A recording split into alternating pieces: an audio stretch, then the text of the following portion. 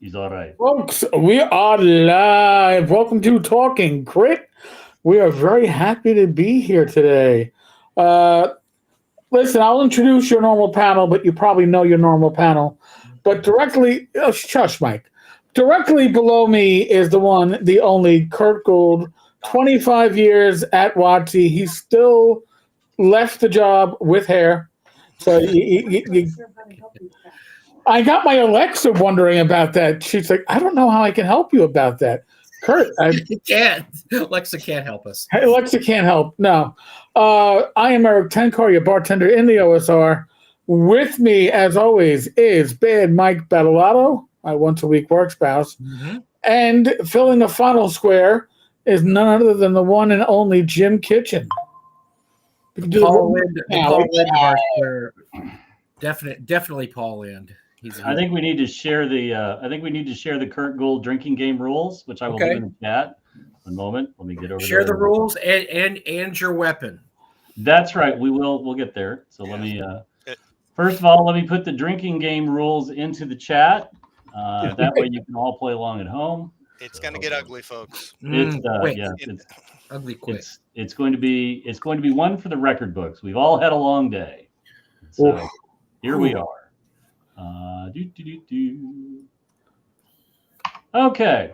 I think that, oh my God, it won't let me do it. It's too long. Eric, I'll have to let you do it. Oh, geez. Okay. All right. Anyway, it's too long. Well, let me start off by saying we've been wanting to get Curt here for quite a while. Mm-hmm. And this may be the soiree of the entire month. Because not only is Curt here in kindness and decency and good spirit, but we also agreed to have the Curt Gould drinking game. And so some of us came prepared tonight. I have Angel's Envy cask strength at 126 proof. So I've got that going for me. Huzzah.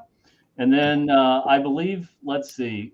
I have the Basil Hayden dark rye. Excellent. That's fabulous. I'm sticking to my theme of Texas whiskeys. I have the Balcones Lineage, a mid-price bottle, $60 a bottle. It's good stuff. It's not the $120 Balcones, but it's good enough. It'll do the job, is what I'm hearing. Basically, yeah. Okay, and Eric, I am the designated operator. I'm sorry. Designated driver. Do a quick recap of the rules. The Talking Curt Gould special guest drinking game rules. You have to take a drink if you say any of the following: lawyers, legal, Magic the Gathering, Gen Con, Ken Whitman, Gary Oliver, 50th anniversary, or midnight auction. So those rules require a penalty of at least one drink. However, we're not done with that. No, there's others. For round two, if you say any of the following, you have to take two drinks. Oh, no. Alex Kammer, Matthew Kodor, Frank Mincer, Peter Atkinson, the word woke, Mr. Krabs, Satine Phoenix, or Long John Silver's. And finally, the entire panel has to take a drink if anybody happens to summon Cynthia Williams, Gleemax, Bill Meinhardt, or the infamous Sextet. So those are the rules. Remember, Bill Meinhardt will be appearing at Tuesday. You got to get that right. Wait, hold on. We were drinking because he said it. This is a setup. There you go. Oh God, that's good. All right. This is a salty mixed drink. At halftime, I'm not coming out after halftime, guys. At halftime, they're going to have to put in a relief quarterback.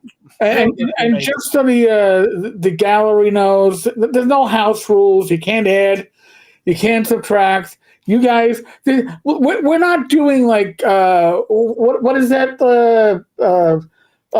Bid for life or whatever it is, where they're both playing online and you can buy people's hit points. We're not doing that tonight. Let these guys get drunk, okay? Let get drunk. You don't have to hurry this along in any way, folks. I do want you to know, Curt, I almost actually put on the costume, did the blue hair and the whole 9 yards. But I was afraid that you would be so ruined by that I just decided to pass tonight. You almost killed me that night when I walked around the corner having no idea what was coming and just walked right into that. And the synapses of my mind just snapped because it was like, what is happening? We have a little thing in North Texas called the Midnight Auction. Drink. And there's a certain person here that likes to dress up like Satan, and my brother likes to wear a Speedo. It's disturbing. It's disturbing, but it's funny. And Curt, so a few years ago, Eric wore. So the origin of the crab costume was Zach got it for. We had a Kickstarter. Sea King's Malice. That had to do with sea stuff, and so Zach wore the crab costume at a Gamehole Con, but immediately wanted nothing more to do with it. So he auctioned it off. Well, Eric came out wearing it, which was hilarious, and Curt, for some God knows what reason, bought it. A little behind the scenes, it was so fucking hot in that costume. Remember, this is North Texas in early June. In June. Okay, where the Midnight Auction is packed with about half the attendees of North Texas after 3 days of convention going. So it was getting ripe. That's all I'm going to say. It was getting ripe.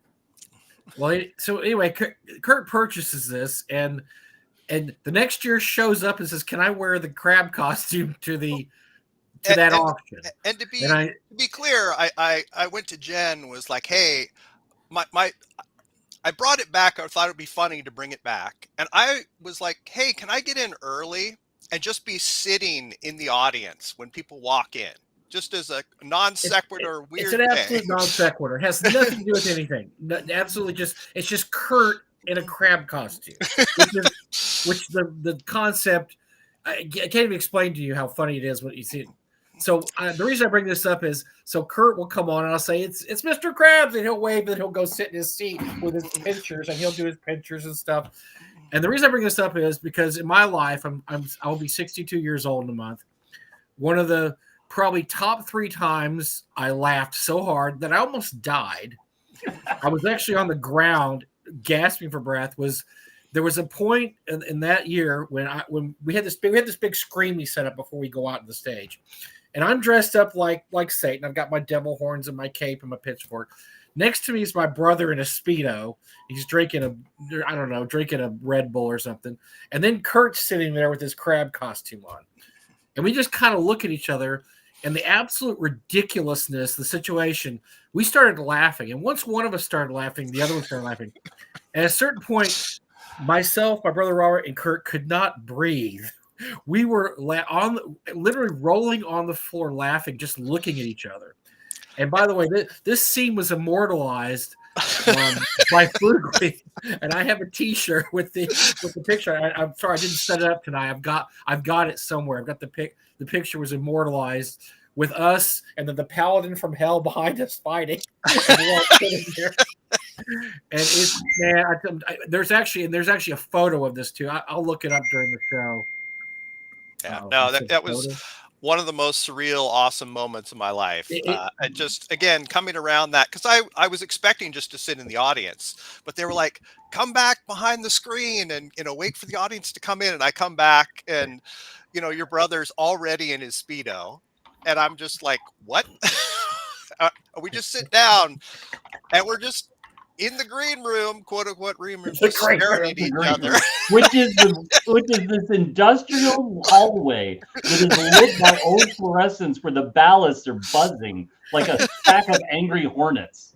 So that's the green room. That's the like, ooh, what's up? But one of the 3 times in my entire life on Earth that I have laughed so hard, I didn't think I was going to be able to do the auction. I absolutely was thinking I can't, if I have to look away from this, because if I keep looking at these two, I'm going to not stop laughing. And then I look back and I just start again like, oh my God. We're 3 adult males in our 50s, and we're dressed up in crazy costumes. But that's why one of the reasons I love Curt, because he is a legitimate working human being. He actually worked a legitimate job for a legitimate company, and he's willing to dress up in a crab outfit. So, Curt, I salute you, because that was above and beyond the Call of Duty. So I'm going to toast you right here, Curt, I appreciate bringing that. Mr. Krabs. And I was very disappointed last year that Mr. Krabs did not make an appearance.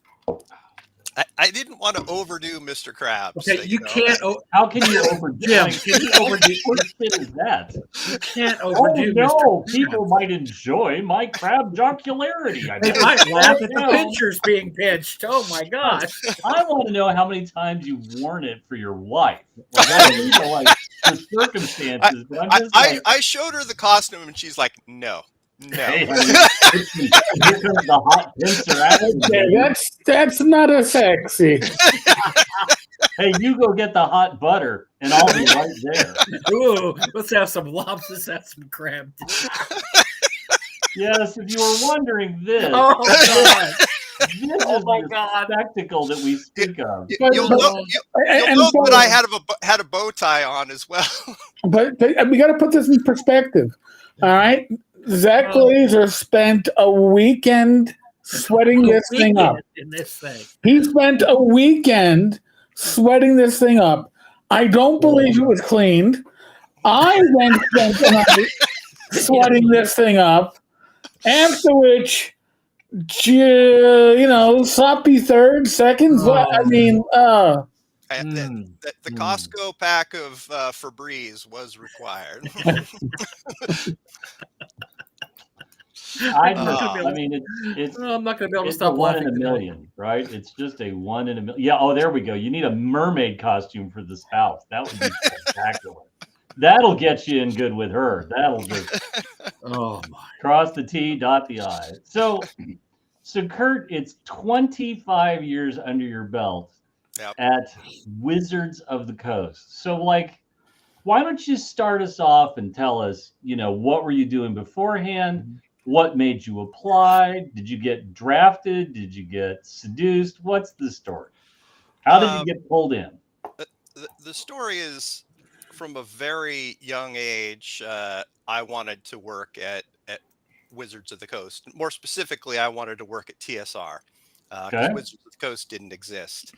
And I still remember, I tell this story often, I was a freshman in high school and I was sitting literally eating lunch in a gazebo with my friends.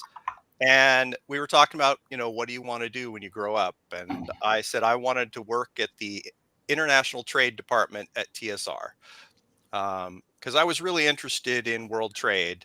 And of course, I was obsessed with Dungeons and Dragons. So from then on out, I focused my education and career in order to get that job. Studied international business, got a degree in Japanese as well. And, I was prepared to move to, and I'm from the Seattle area. We don't hold that against you at all. It's okay. You're like a moss back, and we understand that. You're not a transplant. It's okay. But I was planning and willing to move to Wisconsin. And then I got news that this local company called Wizards of the Coast that was making this really cool game, Magic the Gathering, that we started playing in college, had bought TSR. And I still remember when I found out, I called my buddy and I said, Wizards of the Coast just bought TSR. And he said, you mean TSR bought Wizards? And I was like, no. You owe us a couple of drinks there, Sparky. Oh dear. All right. Oh yeah. But as we all know, TSR came out to wrong picture. The Seattle area, and I was working for a large Japanese supermarket as a produce buyer and exporter. I was working for Daiei of Japan, and I got an international trade job opened up. It was an export specialist. I applied for the job and absolutely nailed the interview. At least I thought I did, because I'd been prepping for this my entire, for the last 10 years or so. And it was just this focus of here's exactly what you need. Here's why I'm the right candidate. and you don't have to pay me. I'll work for sand. Like, I did not care because I was just so obsessed with getting this job. And I got the call that I was being hired, and it was one of the best days of my life.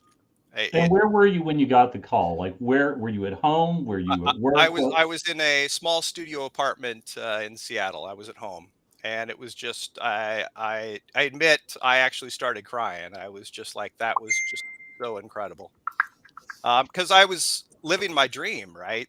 A lot of people had this dream, and so what year was that? Was that 97, 96? No, this was early January 2000. Oh, perfect. So just past the millennium, and so that's after the university superstore had opened. After it actually shut, hadn't it? Because it had it was still open. The university was Wizards' flagship store. Yeah. And just to emphasize how this worked, I gave notice at my company, and they had asked for a month notice instead of 2 weeks. They said, "Can you give us a month?" And I negotiated with Wizards. I basically said, "Hey, I need to give you a month." Oh, there's glory right there. Oh, look at that! Oh my God, that is, and there's a lot going on there. That's hard. That's hard to break down. I mean, you're so sincere, and then that shows up on the screen. Oh man! And it's like the Love Boat theme. You just can't unhear that, right? Welcome aboard. It's love. We're expecting you. My life is one long, just amazing dream, and sometimes that dream gets a little weird, and that was one of those. That was what it got. Wouldn't know anything about that at all. Not one bit. But for the first month, I said I need to give my former company a month's notice. But I'm gonna come in after work, and I'll take days off, and I'll come in and just work for free until my official starting date. Right. So I just worked for free at Wizards during the time that I was finishing up with my old job. Right. Because I just didn't care. I was just so excited just to get into that building and start working with these folks. It was amazing. And you got to remember, this was an incredible time to be at Wizards of the Coast, right? Third edition had been announced, and it was being prepped, and there was a lot of excitement around it because of things that were being done to like make third edition much more consolidating of the industry. Peter had paid off the former creditors that he had, gotten the rights from Arneson and Gygax to make sure it was just called Dungeons and Dragons. It was really a great moment. Pokemon was huge at the time, and the company had just been sold to Hasbro. So Hasbro took over January 1st of that year. So I started right when Hasbro took over. But that also meant you had a ton of people who had just made a lot of money. Sure. And I came in right when the Pokemon bonuses were being handed out. So like everybody, or not everybody, but a vast majority of people were in just a great mood. So it was a very positive atmosphere to come into. I was actually in Seattle at that point. I was living in Kirkland, and it was a pretty crazy time. If you knew Wizards people, like they would come into Games and Gizmos and they would just buy an entire shelf of whatever it is that they wanted, right? Like it was just a nuts period of time. Lots of new cars in the parking lot. Yeah. Everybody talking about what they just purchased. A buddy of mine, $1,000 at the time. So now, what was your title when you first started? Do you still have one of your first business cards? Because I was export coordinator, export specialist, something like that. And I'll also say, in my previous job, I was salaried. I took somewhat of a demotion and became an hourly employee. Right. But again, I didn't really care. You're living the dream. Yeah, you're living the dream now. Yeah. Right. And so I got in there, and you walk into that building, and particularly when you're young and D&D has been such a part of your life, you get in there and suddenly it's magic. You just the energy. I walk in and I'm talking to a group of people who understand this, and it's like, oh, there's Kim Mohan, there's Steve Winter, there's Jeff Grubb, right? It's kind of like the first time you go to North Texas, where they're all there, and you're just like, this is amazing. And you found your tribe. I think that's the safest 100%. way to say it. You found your tribe. And so then how did your role evolve over the next few years? And then dovetailing into that, because it was I want to say it was somewhere around 2002, 2004, somewhere in there, that Hasbro mandated the first wave of layoffs, which was very, very much a departure from how Wizards had operated before the buyout. Peter kept adding headcount, and then I think, was it 2003, 2004, somewhere in there? Well, the first round of there was actually a much bigger round of layoffs. I think it was at the end of 2000, could have been end of 2000 or 2001. Yeah.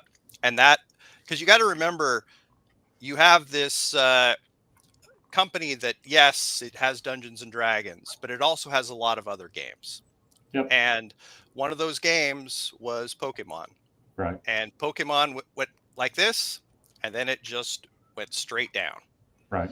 And the Pokemon, we call them the Pokemon layoffs. That was huge. That was like, I don't remember the exact percentage, but it was hundreds of people. Right. Right. It was a good portion. There was lines to get into HR to be laid off, and that was, but that was focused on Pokemon rather than anything else. There were some other people who got caught up in it, but that was a really ugly day. And so then how did your role evolve? Like what you came in as import export, came in as export. And I have a pretty good, I can think of all the greatest hits of people you would have been talking to at the time from around the world. But like, how did your role evolve at that point? Like, how did you move into a different role? So I'll tell a couple stories regarding that. And first one is I became the export manager when my boss left the company. It wasn't under the greatest circumstance why he left, but we won't go into that. But was there a tent? I'm just curious. It's okay. He was let go. Right. Shenanigans. We'll say shenanigans. Yeah. And I became the international export manager, and just basically took over his role. And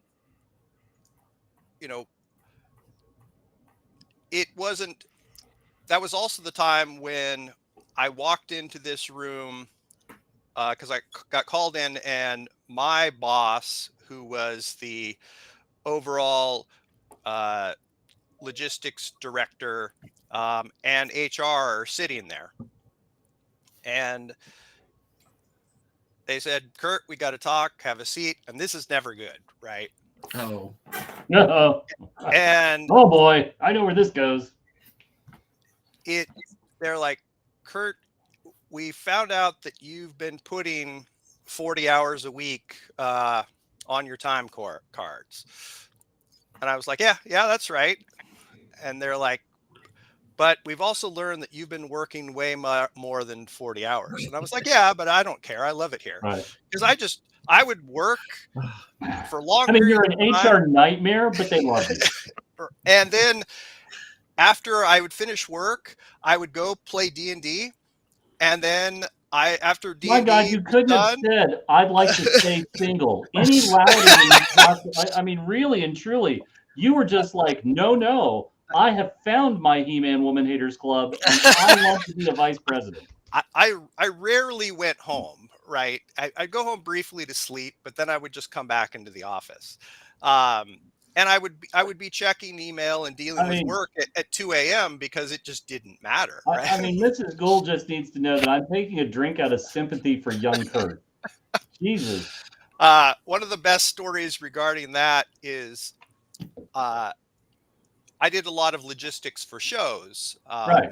We did pro tours and various events, Gen Con being one of the big ones all over the world. And I dealt with the logistics for that. And I was working super late, and there was some, it had snowed. So I was like, you know what, I'm just going to stay here. And I just took a nap on the couch. I got a call at like 2 a.m. and it was from a show that was overseas. And they were like, Curt, we're so sorry to call you so late, but we've got a big, big issue and we need your help dealing with it. There's a missing shipment. The show can't go on without it. Is there any way you can help with this? And I was like, oh yeah, no problem. I'm in the office. And when they heard that, I could hear them in the background go, Curt's in the office, right? I'm scared. The call is coming from inside the house. Anyway, so they're like, Curt, you can't work that much. You've got to put the hours on your time card. God, every right? 7 years you have to pawn car, Curt. You have to pawn car. And I was like, I don't care. And they're like, no, you have to do that. And you have to care. And they're like, here's what we're going to do. Starting immediately, you are now salaried. And you can do whatever you want. We don't care, right? We're limiting our legal liability by making you salary. Now we have to pat themselves on the back, Jim, going, "Oh, we got it." Right. Now we have to fix the previous year. So, how much did you work a week? And I'm like, I don't know, like 60 hours a week. And my boss is like, no, he was in here 80 hours a week, right? Easy. And we negotiate, and I'm negotiating down, and they're negotiating up. God, my summer child. And they wind up cutting me a check for time and a half overtime for an entire year with like an extra 25 hours a week. Dear me. Oh my. And my God. Like that was a nice day. So when did your world become more than just export and getting trade show logistics stuff and so on? So just over time, you know, it was just this gradual rise of, okay, you're in charge of international, and Wizards has always been primarily an export company. Right. And I quickly became export-import almost immediately. But import was just not as big a part of my world. But there was some things. I think a lot of people understand that most dice come from China, right? That's just a thing, right? So you deal with that a little bit. But I soon became logistics. Then I added inventory control to that because it just kind of fit in with what I did.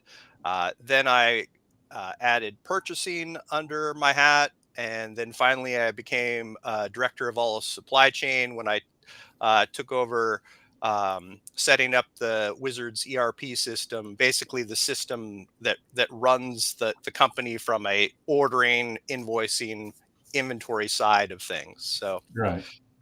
I'm really back office. Like supply chain is really just those things you do to make a company run.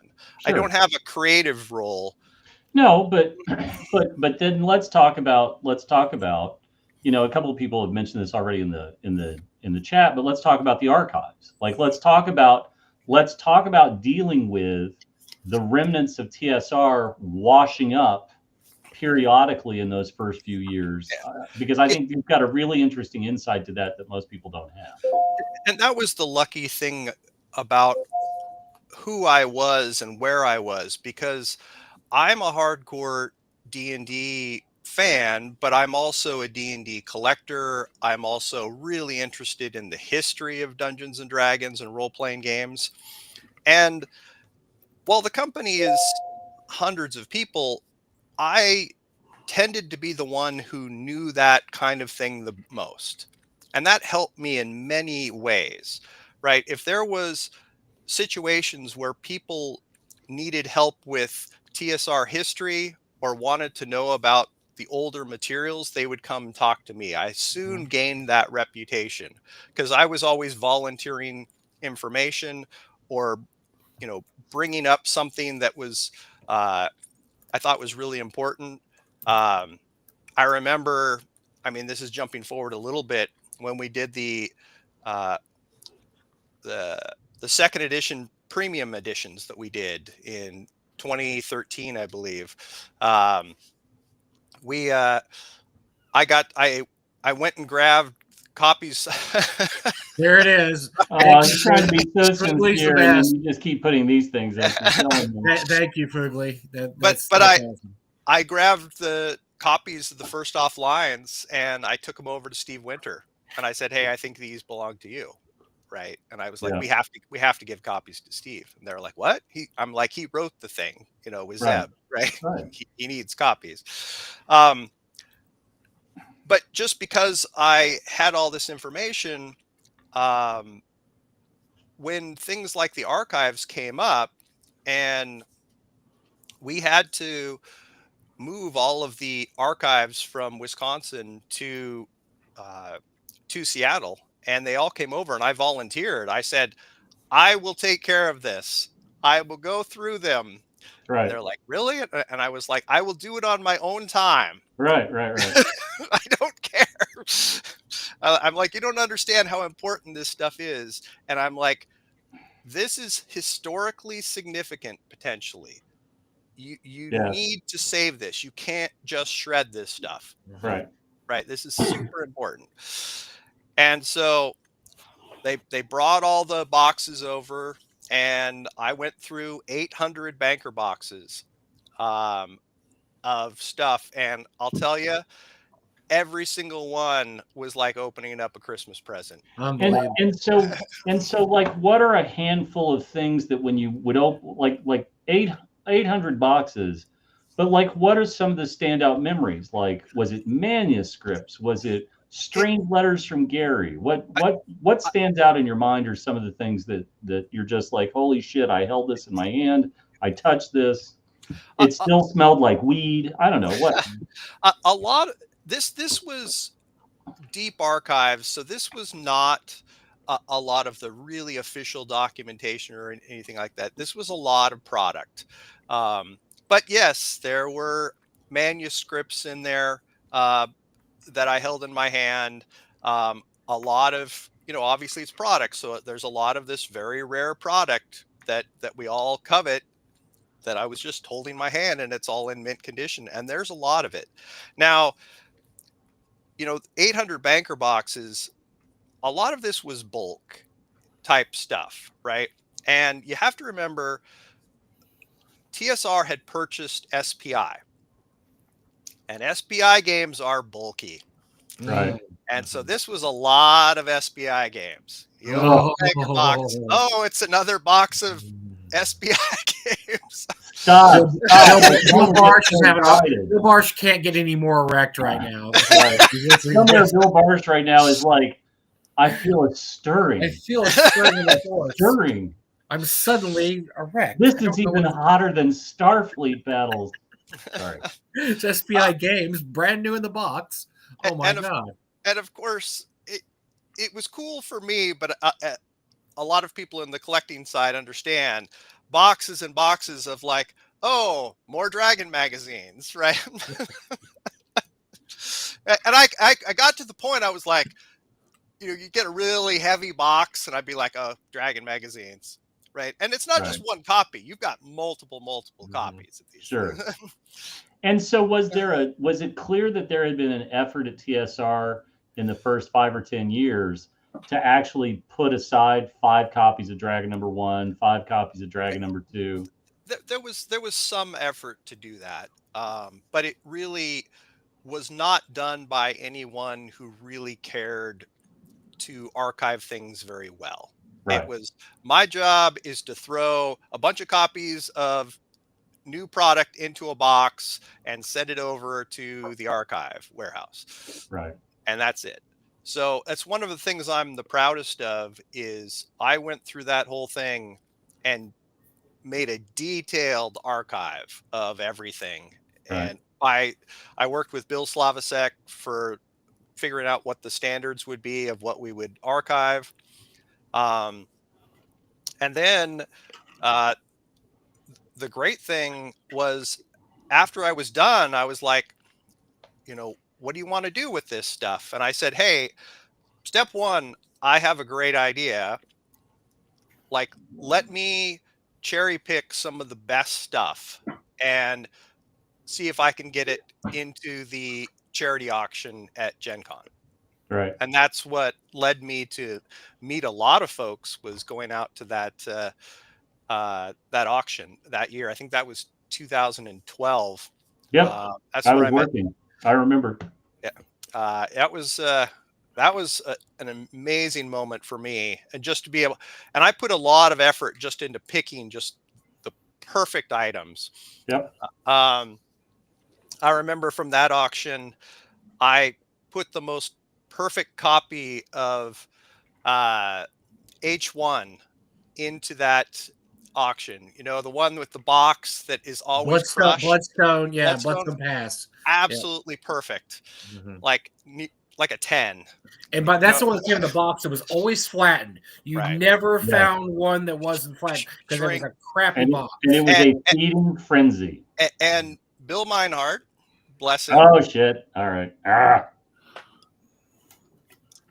Bought that, and while they were doing the auction, he had purchased it, and then they threw something else on top of it.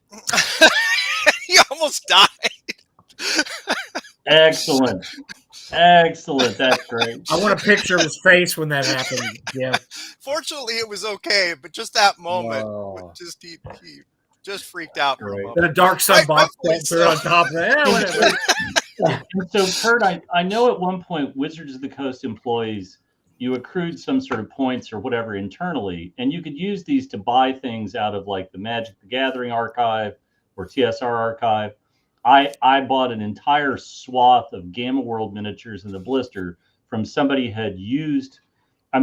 from somebody who essentially took them home because nobody wanted them. They just set them out on a table and he took them home.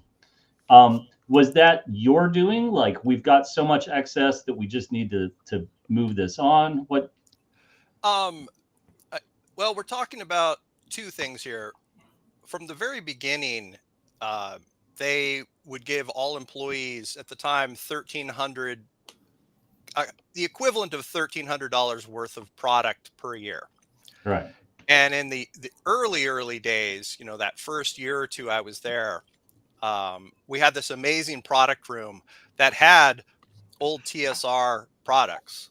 Like one of my early games I was in, they were like, all right, for everybody, go to the product room and get the player's guide to Greyhawk, because we're going to be playing in Greyhawk. And I was like, great, go. You could still get, second edition stuff in the product room for these points. And, not surprisingly, I spent almost all my points on Dungeons and Dragons. Shock face. Shock. But I look back now and I'm like, if only I had gotten the Pokemon. You're okay. You're all right. Don't worry. Don't look backwards. Look forwards.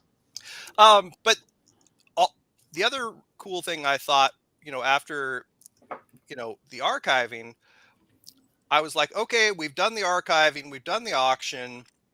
What do you want to do with the rest of this product, right? I don't want to throw it away. We should give it to the employees. Right. And so we put all the remaining product out in this one area, and we made this big announcement. Old D&D product, anything you want, come and grab it.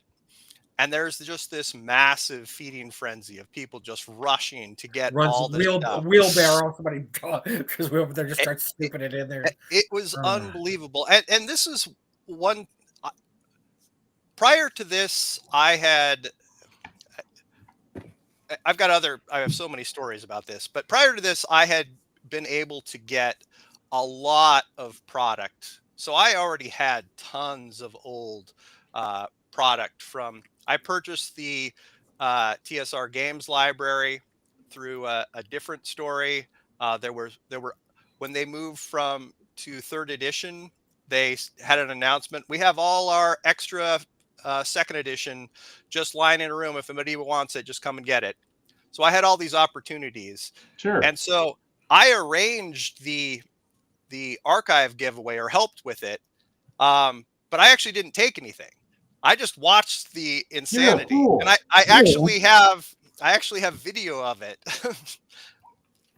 It's pretty amazing. But what resulted in that, which created years and years of entertainment for me, is that at Wizards there's the famous free tables. Oh, wow. That picture was sent by Jen Glazer. I'm getting surprised that the show is going on. So far, everything has been PG-13, but I'm waiting for the ones that are after hours. Maybe they'll wait until after 9:00. I don't know. Wait till the kids anyway, let's go back to talking about the free tables. Yeah. So there have always been various tables. Typically, they're in the kitchens, designated to. The original idea was if people have extra product they don't want, throw it on the tables because someone's going to want it.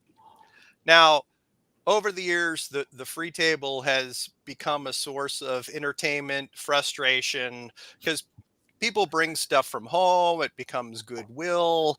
Like there's just random old e-waste on the tables that nobody wants. It has gotten ugly over the years. But what typically happens is people get product, and then after they feel they need to clean their desks, and sometimes we have a day of cleaning just because they're like, all right, everybody clean up, take your half day and clean your desks. It gets thrown back on the free table.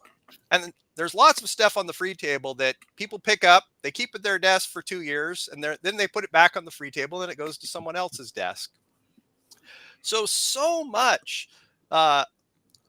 old TSR product is just floating around that inevitably you walk by the free table and they'll be like, oh, there's a Monsters Companion Annual 3 just sitting there, right? And be like, okay, well, that's just fun, and pick it up.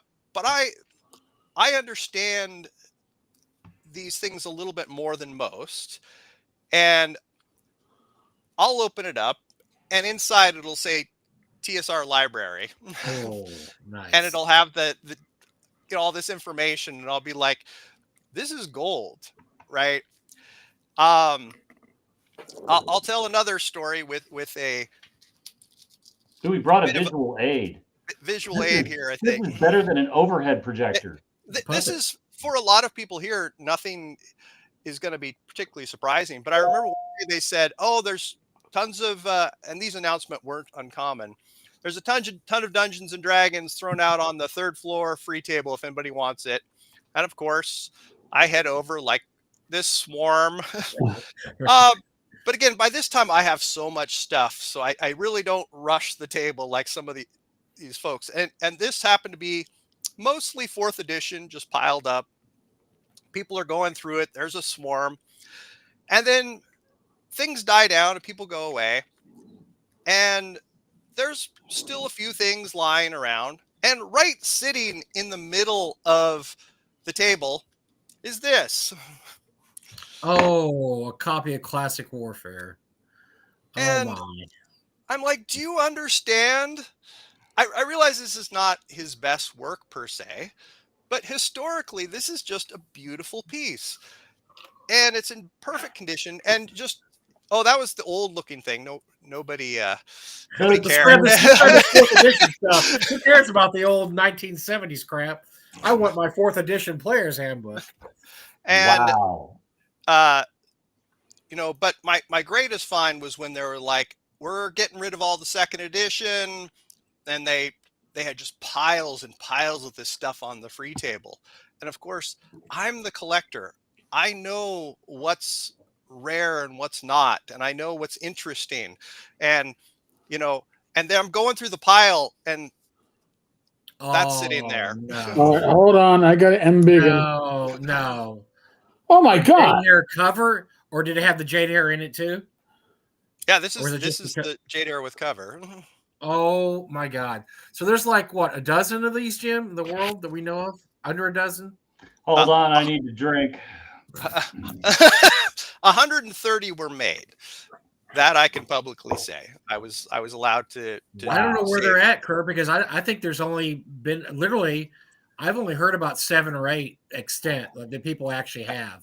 And I don't think they were ever like given out in any way. To this day, we don't know why 130 only were made. It's such an unusual number. But that was just, seeing that was just like, as the collector at the time, I was like, oh my gosh, right? But there were lots of other stuff. Hello, retirement. And your retirement in your safe deposit box. This was 2000, so it was special, but it wasn't as special as what it's become. That's great. But that's the kind of thing where I always had my eye on the free table, just because I could see those things that others couldn't. While they were grabbing boxes. Remember, most of the product on the free table was Magic. Sure. Right. But so 25 years at Wizards of the Coast, and you certainly saw the company transform itself from the time you started to a more streamlined version within the first decade to its more modern form. So I guess a question that I have is, what felt different about going into 5th edition versus 4th edition internally?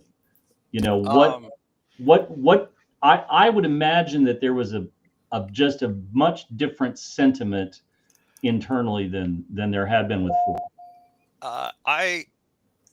There was an energy around 5th edition right from the beginning, and part of it, to me, from an internal perspective, it was playtesting. Sure. And it's often pointed out, and it's very true, that system was play tested for 2 years openly. Yes. And aggressively, very, very aggressively, with an absolute, and I don't think Mike Merrills gets enough credit for that. He absolutely could correlate every single detail change of what people liked and what they didn't like, so that those data points echoed through in a way that no other edition. And no offense to BECMI and its many defenders, but 5th edition, you could tweak any little thing and you would have almost instantaneous feedback from the groups. Yep. And why I say that is that was one of, I go back to my first year. I have many stories about my first year because I was so excited. Is within a day or two of being there, they posted, it was Rich Baker who posted the first time. He said, hey, I need help with some 3rd edition playtesting. Anybody want to join? I could not type fast enough. Sure. Like, yes. I'm in. And he's like, oh, sure. Great. We've already had 1 session of Forge of Fury. You be coming in. Here, do you have a set of the rules yet? And I'm like, no. And they're like, oh, here, let me get you a copy of the rules printed out. And there's my 3rd edition copy of the rules that Rich handed me. Wow. And he's like, make a character. And I'm just like, what? You just gave this to me? Like, and he's like, well, you're a wizard now, right? Let's go. And I felt so involved with that playtest, right from the beginning. It was so open.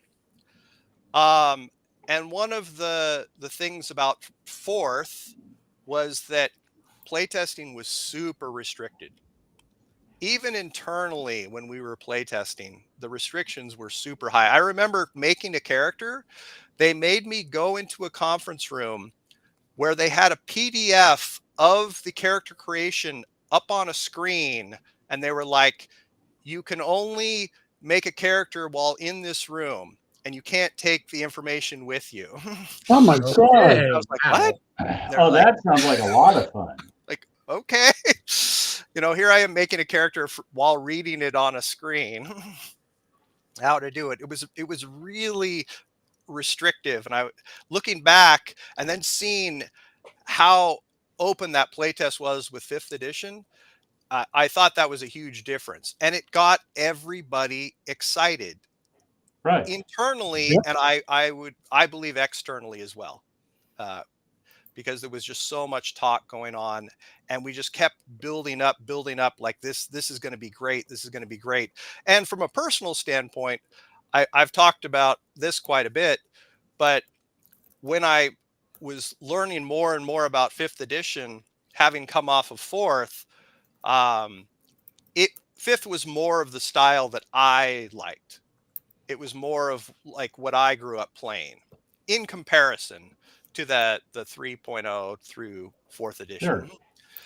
Not that game is definitely people enjoy that for certain reasons, but it's not as much to my taste. And trying to be as diplomatic as possible. and so we're almost an hour in, and I think one of the questions that everybody gets to certain milestones in their career, sorry, and then they say, again, but... I'm not sure what more. He lost the audio. Oh my God, we've lost Curt. We've lost the Curt. There we go. All right, he can hear us again. Okay. Stop in front of him, damn it. So Curt, you get milestones in your career. You've added more things sort of under your purveyance and whatnot. But when did you start to think to yourself, I'm looking at an exit. I need to start looking at an exit strategy. When did you start to get to a point where you were like, hold on a second, this seems to be going in one direction, and I think I need to go in another? Was there any pivotal moment? Was there any sort of, what? It was there. There wasn't any one thing. There was lots of external and internal challenges that I was facing, but part of it was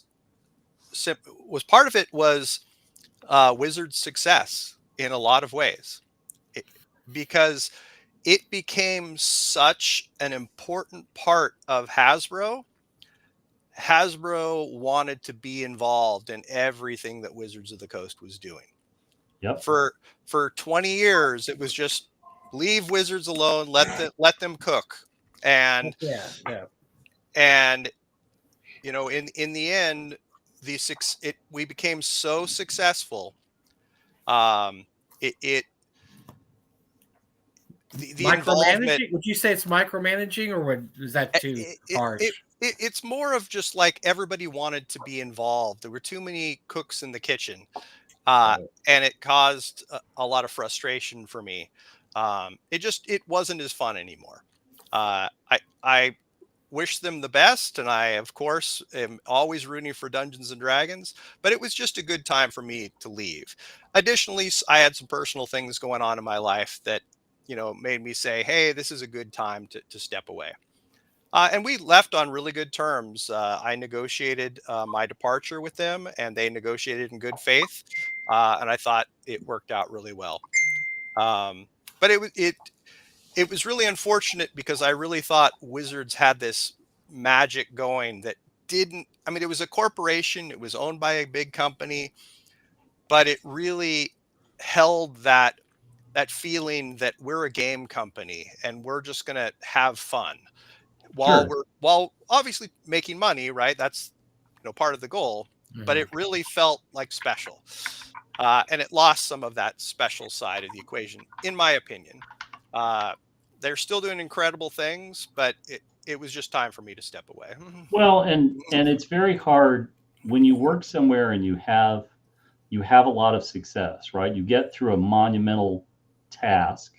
And I would say that 5th edition was an absolutely monumental task. It pulls everybody together, right? We're all getting together and we're going to go in this one direction. And once we've accomplished this amazing thing, we'll have it behind us. And you make like friends in wartime, your band of brothers, right? We've done this thing and we've accomplished that. But it's also very hard when you burn the candle at both ends and light the middle on fire just because, and you throw yourself at work. I'll be the first to say when I was at workshop, that was exactly the same thing, right? I was living and breathing, and that's great to a point. But then also, like, it's a very insular world, right? You're just so hyper focused on this, and what you used to do for fun is now your work, and what your work used to be for fun, and it's just changed dramatically. There's a lot of people that question a lot of things that Wizards has done over particularly the last 2 or 3 years. And I think one of the things that we should clarify, one of the reasons that Wizards has become so important to Hasbro is that Wizards is unbelievably profitable. When you look at all the other divisions of Hasbro, I don't think people really understand the nature of mass toy marketing and so on. But what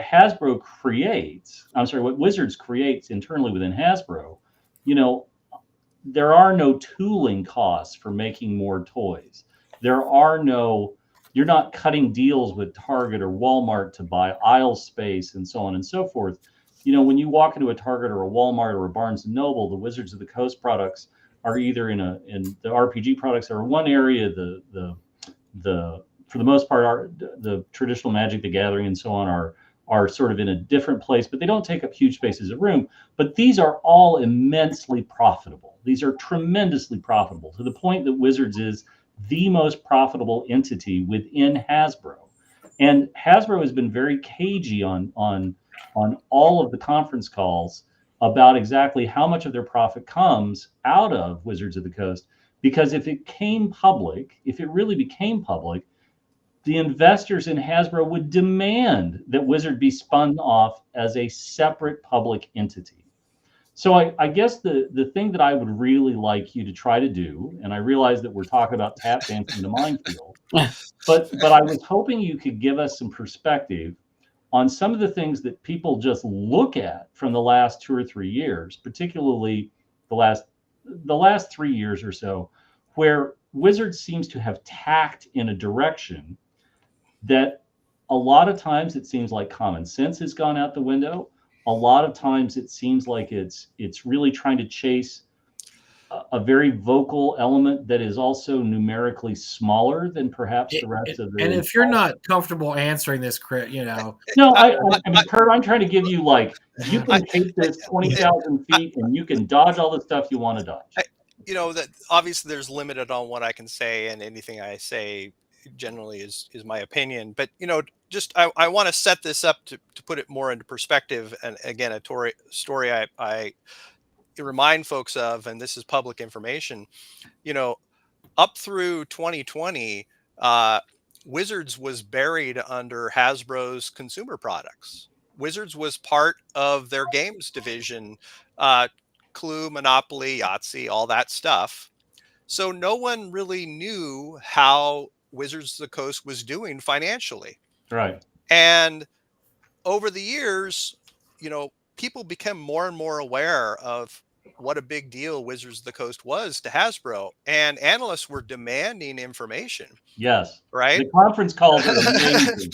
When you listen to the calls, they're just spectacular. But the first, 15 years I was there, if we even got a slight mention, we were all high-fiving and clapping. It was so funny. Right? And they're like, they actually acknowledged us. It was like, oh my God.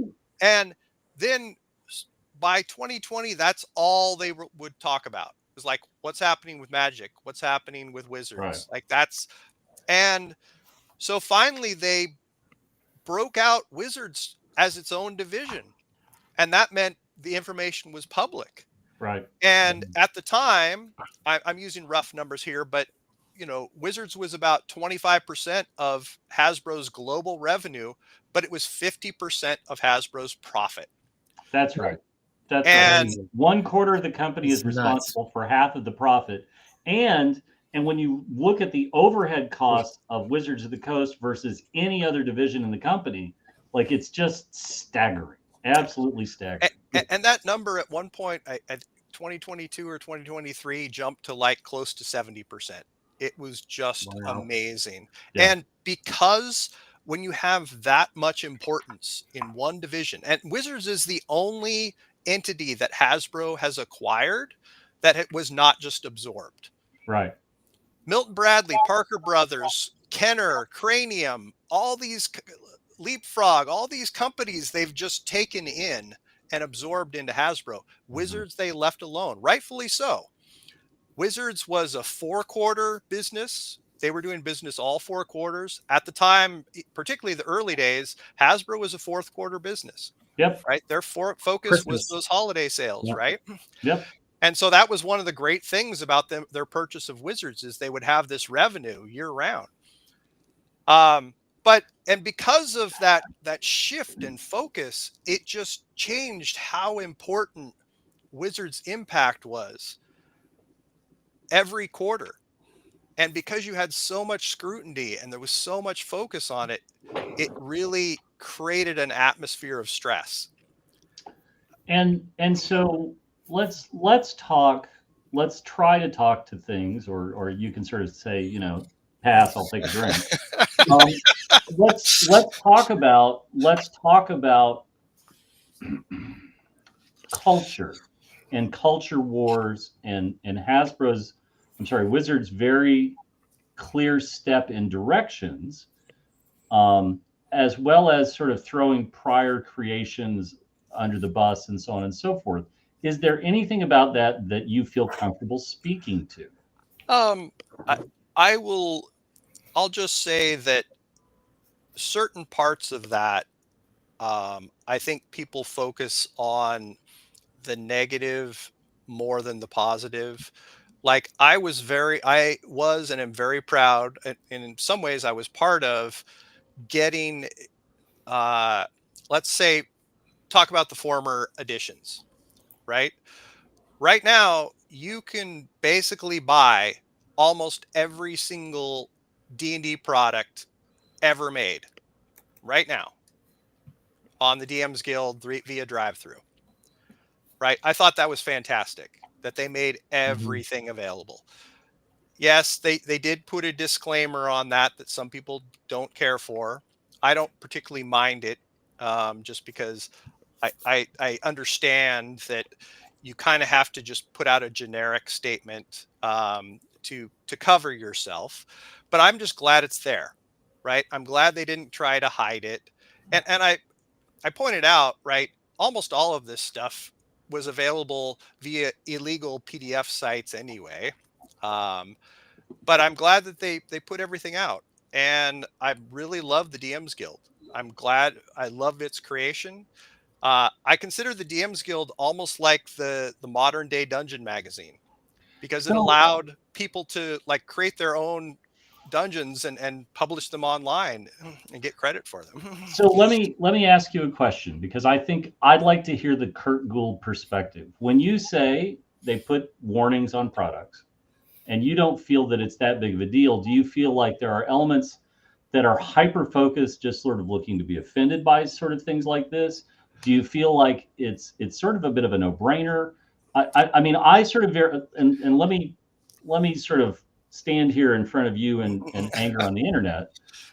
I think it's a mix of all things. I think that there are people who are out there that are looking for, that's a mob with torches and pitchforks, and they're just looking for a new direction to go. And if you're going to go after someone, you go after the big entities. Sure. And that's one of the challenges, right? And so with that, do you have any insight on why there seem to be twists and turns after the first 5 or 6 years of 5th edition product, where then it seemed to be going in other directions. Like it seemed to be more prevalent. I mean, is that a case of Ray Winninger and crew after they came in and they said, this is a problem we have to solve? Is this direction from corporate up in Rhode Island? What's the thought? This really is outside of my area, but yeah, you know, I really think it's my impression and opinion is that it's people trying to do the right thing. Okay. And they may not. No, it may not work for everyone, but I'm cutting off there and I'm saving your bacon here. So, yeah. So then let me ask, what about the 50th anniversary? Do you feel like the three of us, where there was a lot of missed opportunity with 50th anniversary, or I actually opinion that there was enough, and then I will make fun of you? I think there was more than people think. I was laughing the other show where you were like, they should be licensing everything. They should have the birthday party items. And I was on Amazon. I'm like, they have them. They exist.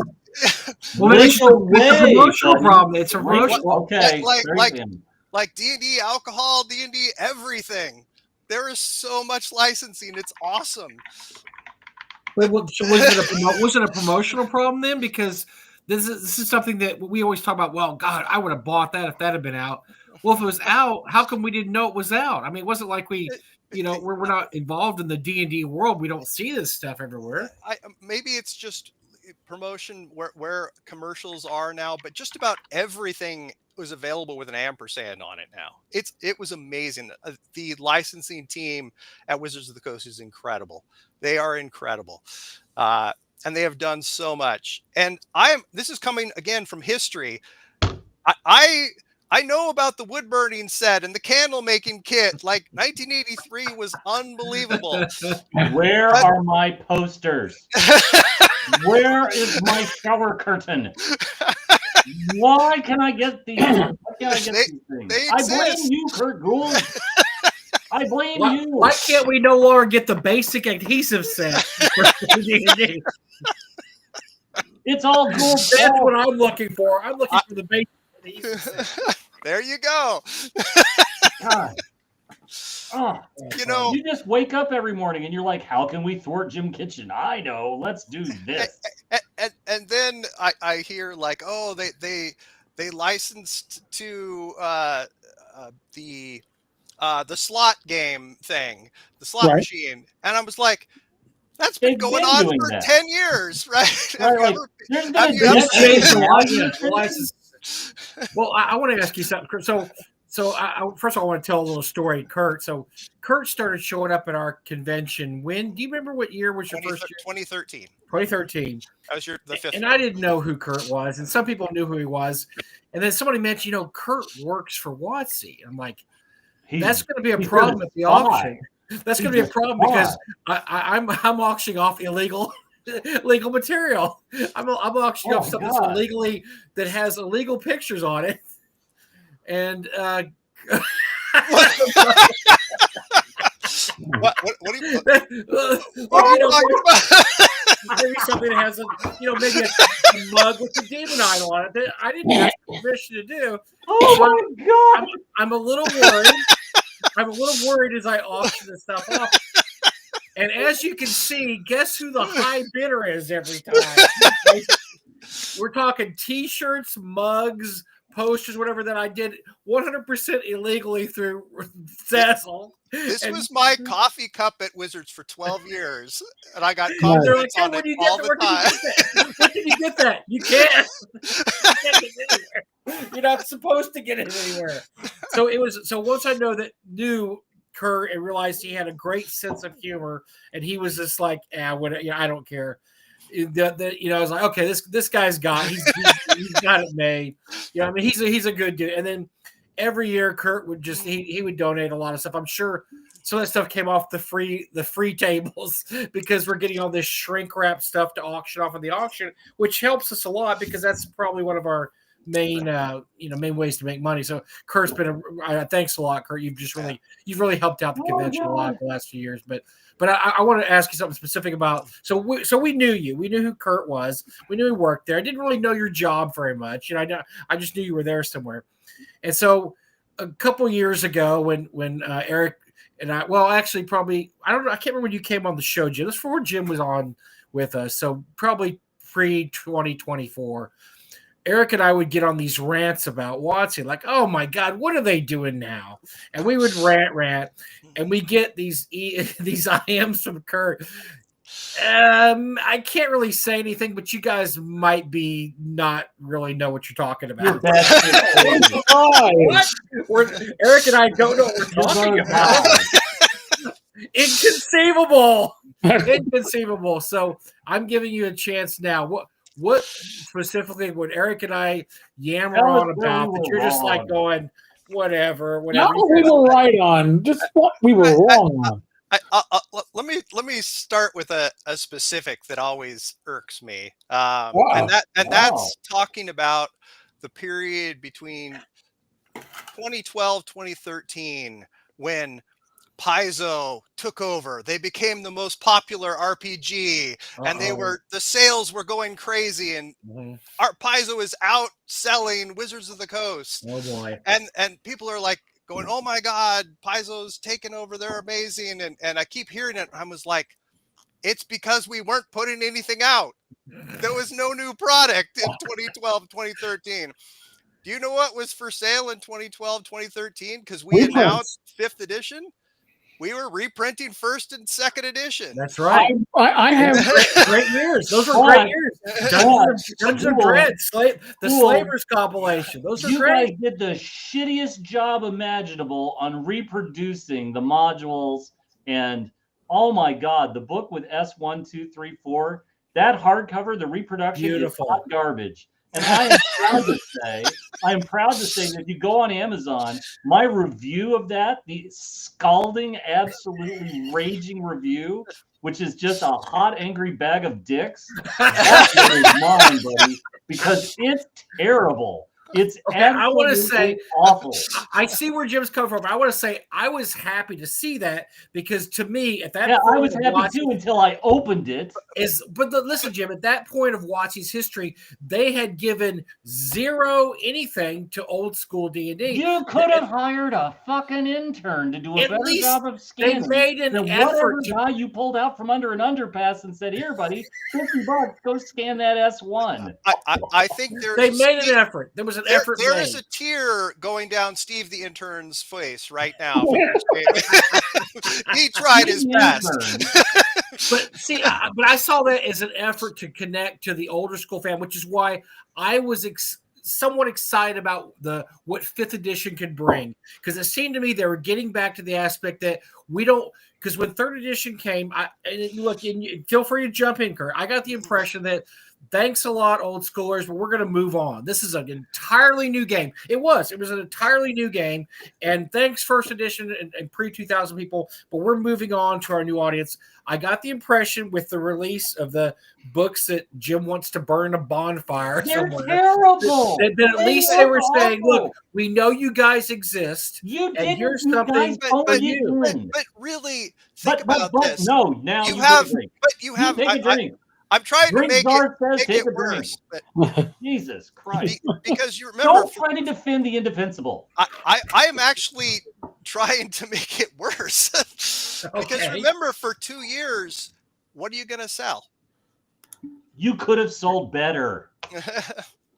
And the worst thing was like. But I loved that era. I didn't mind that because I'm with you because I didn't mind it because I got the impression at least they know we still exist. And I always tell a story about the whole thing about North Texas. One of the reasons North Texas exists is at the time, 2008, 2009, there was no old school anything anywhere before the OSR, before, Swords and Wizardry came out and Ostrich and all. There was nothing. And I was looking at convention rosters trying to find old school tracks. Zero. There weren't any except for Gen Con. And I will say Total Con, Frank Mentzer ran games. Oh, shit. I said Frank's name. He ran games of Total Combat. Other than that, nothing. It was like the third edition, happened, and then they just wiped all this old stuff off the. So I looked at it and was okay. Maybe 5th edition will be more amiable towards the old school guys, and I think it was. I think that's one of the good things about 5th edition. What the reason it appeals to so many people is it did reach back a bit and say we are going to take some stuff from the earlier editions. We're not going to push those aside. And look, I have 5th edition stuff. Very easy to convert to 1st, 2nd edition. 3rd edition was not. It was very difficult to convert that stuff. Yeah. I would buy it and say, I can't convert this. It's a great story. I remember buying Forge of Fury when it first came out because that was the first, the track of dungeons, Forge of Fury. And I remember thinking, this is great. I love the map, but I can't convert this. I don't understand how it converts. 5th edition stuff, no problem. I can do that. And so I looked at it as something positive. Let's put it that way. The main thing I wanted to focus on was I was really tired of hearing people say, "Oh, Paizo's schooling wizards," and I was just like, "No." but I mean, technically, it's true. It was the best selling game for 2 years because you guys weren't putting out anything. We got some things to talk about this week. Don't get me wrong. And Paizo's one of them. Paizo makes some great products. I actually like 3.5. I like 3. We'll call it 3.75 or what everybody wants to call it, because it was a good game, and I played a lot of 3.5 in my days, but it was just that frustration where I was like, can't people see the obvious reason that the sales are down? It's like we're not selling anything. Well, Eric and I may have thrown that out once or twice, but I will stand by the fact that technically we were correct. We just didn't know the reason that we were correct was because for 2 years you guys were playtesting 5e, and thus there was no point in putting out 4e. So what other things when Eric and I throw out there you'd just be going, oh, shut up. God, he's full of crap. This is a general one that I don't focus just on Talking Crit. This is on all the various D&D channels. Oh, good. Okay, and this is a very broad statement. Hasbro is not WotC.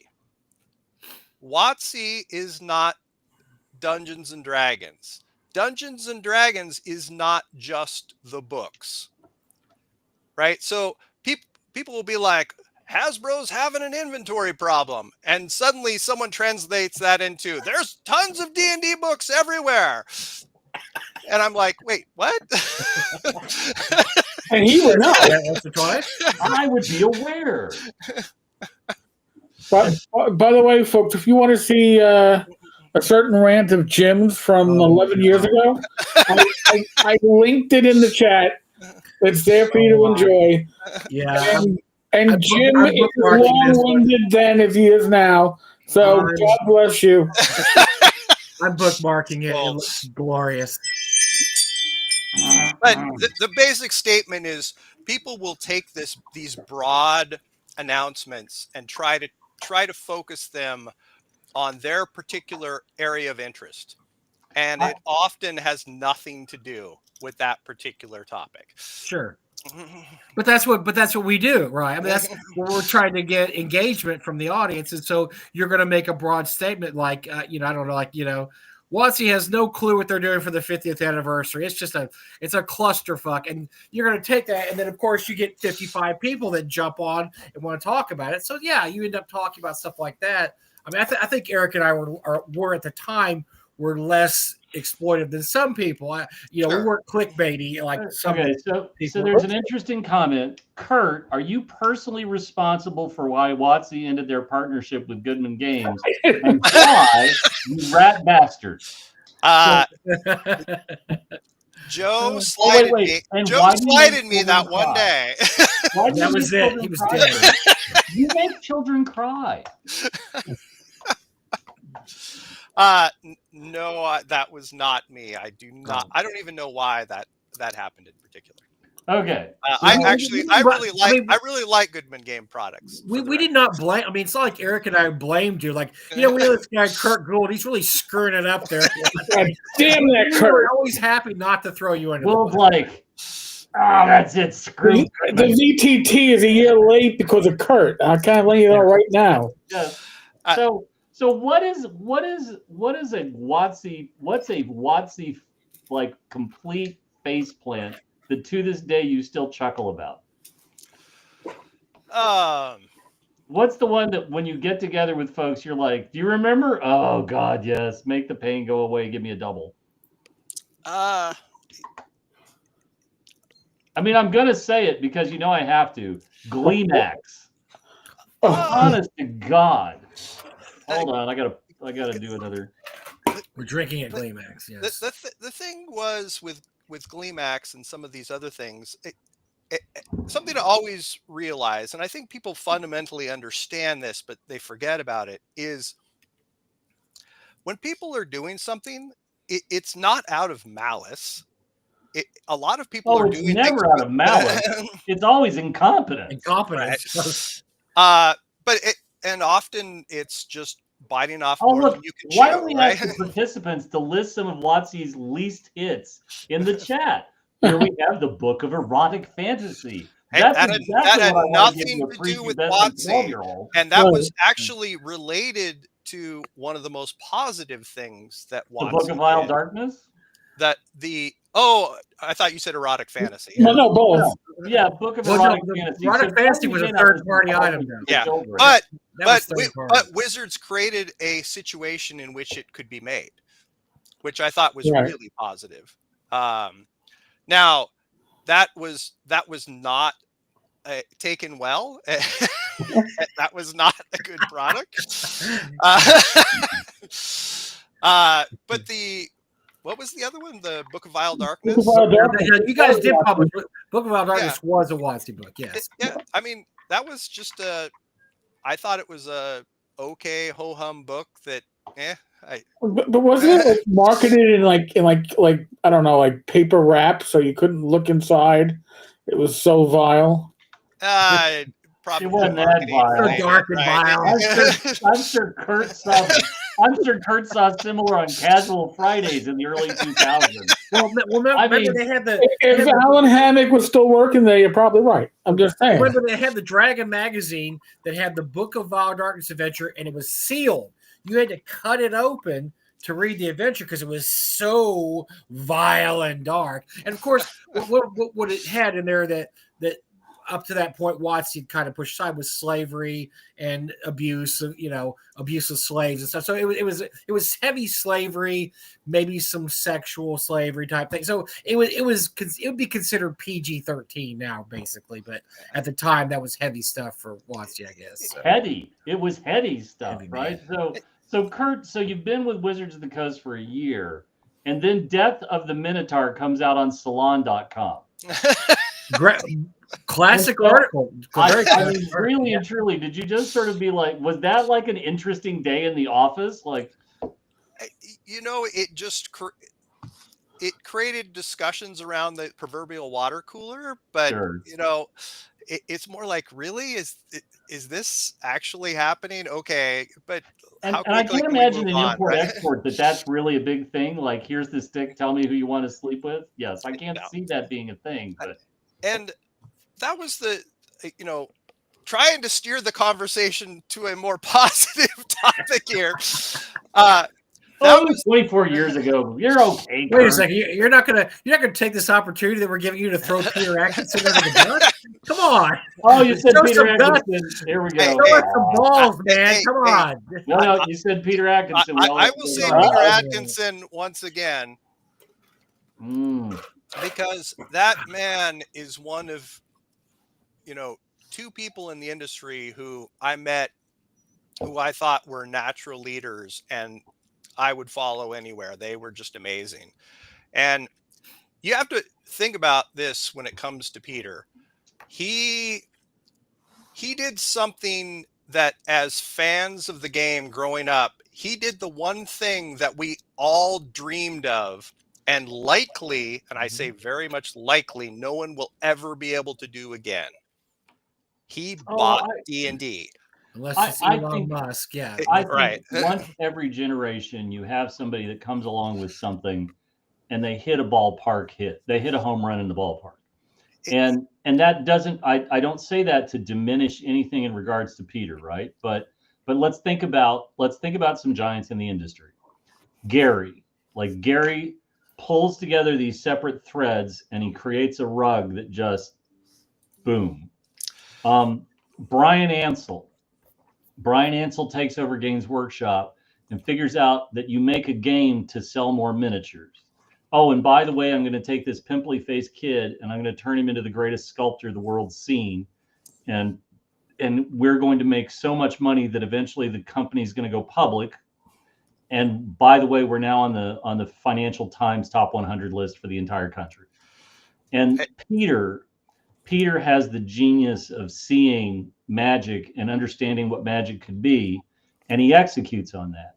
And again, when you have this kind of success, right? Brian Ansell was successful, but it was only after Brian left the company that Games Workshop started on the path that got it where it is.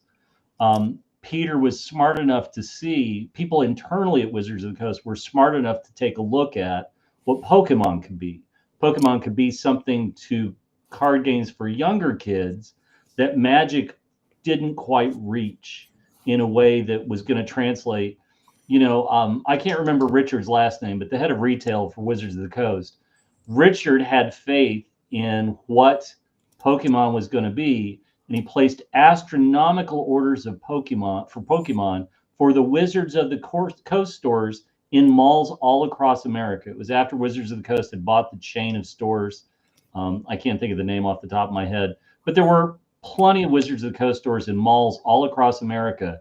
And for a period of time of like 3 to 4 months, they were the only stores that had Pokemon in stock, in depth, and could meet the demand that was coming in, and made just a ton of money on that. And we see these successes time and again. I think we will see another one. But when you already have a company and you've got dedicated creatives and you can sort of chase these thoughts down, it's a lot easier to bring it internal than it is for it to spontaneously pop up in the wild. Well, Jim, I think a lot of people need to realize, people like us that have been around a long time. I remember when TSR stopped publishing stuff and nobody would tell anybody why. And of course, we found out years later. And luckily, Peter came in and bought the whole damn thing. Right. Because it was about to be sold off for parts. Here, you want Dark Sun, you want Ravenloft, it was going to be sold off for parts, but Peter bought the whole thing. He bought it, and he made the various JB Keenahans and all these places. He paid off the debt. He went and he made things right. And I'll say this, money aside, I spent a year with Peter as the head, and Peter did what he called all hands meetings, where he brought everybody in and he'd give us that pep talk. Man, can that guy talk?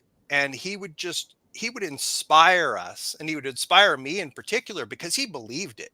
He'd be up there and he'd just be like, we're Wizards of the Coast. Oh my gosh, we're making Dungeons and Dragons. This is the best game ever.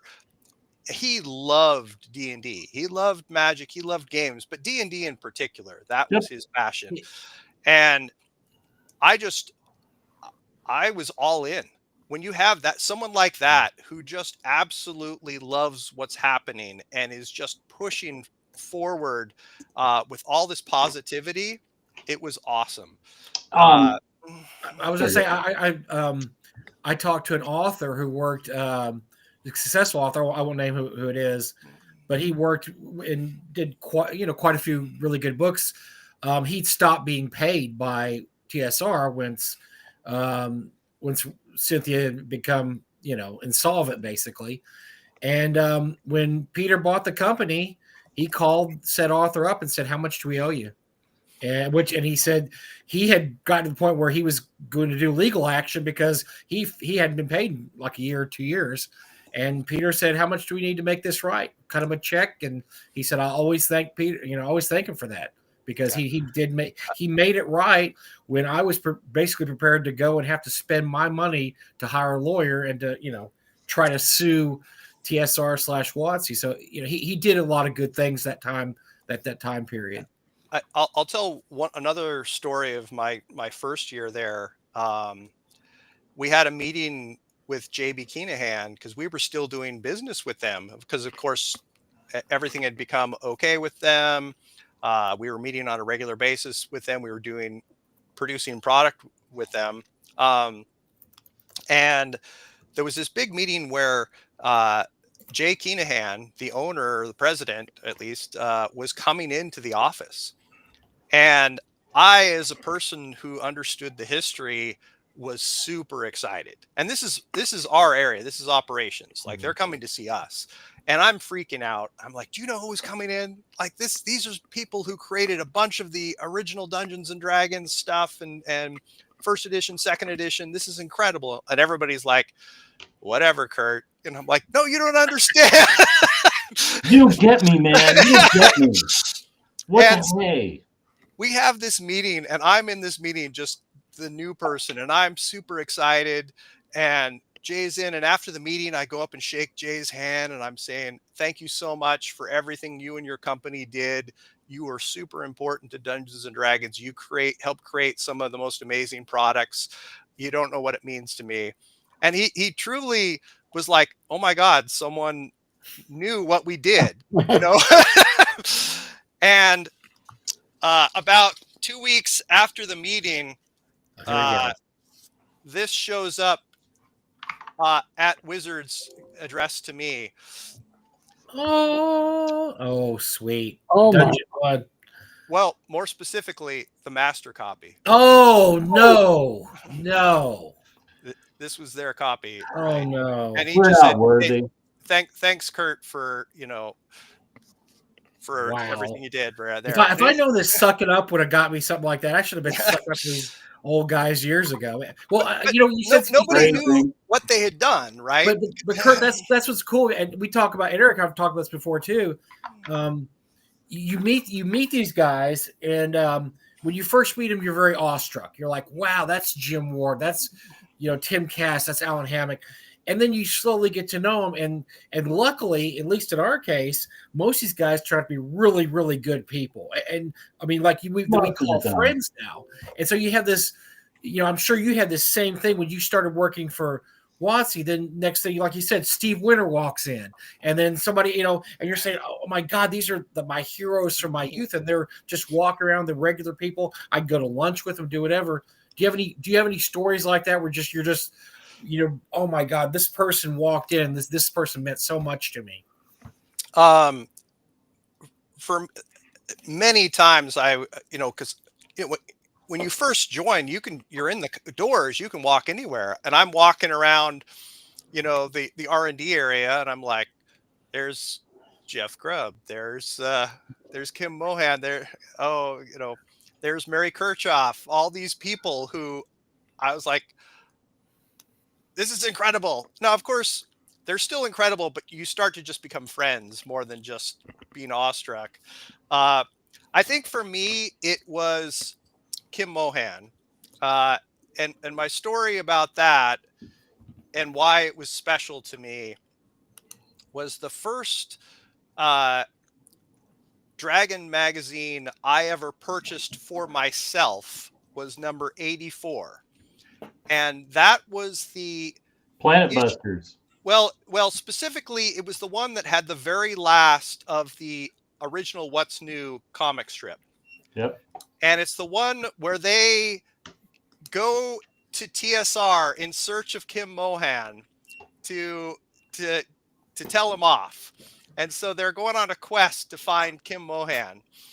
And that was always like one of my favorite comic strips, just because it was like that first one, and I thought it was really cool for the funny insights to TSR. And so of course I'm here and I find out that Kim Mohan is actually still there, and I'm like, I have to find Kim Mohan. So I'm seeking him out, right? And it was just so cool. And Kim, by the way, incredible guy, and he worked on D&D for 6 decades. I mean, it's just an incredible amount of time, from 70s all the way through 5th edition. He was doing editing and he worked on D&D. an amazing human being and a great person. And over the years, I was just able to work with him and have a great time. And when I was going through the archives, we talk about the Dragon magazines. I found, a bunch of his original first issue, the one that he first took over editing on. And I brought it over to his desk and I'm like, Kim, here's your issue. Like, it's just minty mint. And he's like, oh, I don't know if I have one of these, right? I'm like, what? Take this. It's not framed above your desk, It is above mine. And when he finally left Wizards and retired, though, once he retired, he continued to edit for Wizards on the side as a contractor for fun or whatever. I don't know what he was doing. I came up to him on his last day and he's like, Kim, it's been great working with you, but you're leaving, so I get to fanboy out here for a moment. And I brought in my personal copy of Dragon 84. I brought in my Wilderness Survival Guide, and I was like, would you please sign this? And he's like, well, I'm going to have to leave them with me, and because I got to think about it, and I'll give them back to you. And he gave them back to me, and he says, to Curt, the only lawful Gould person that I know. Wow. Wow.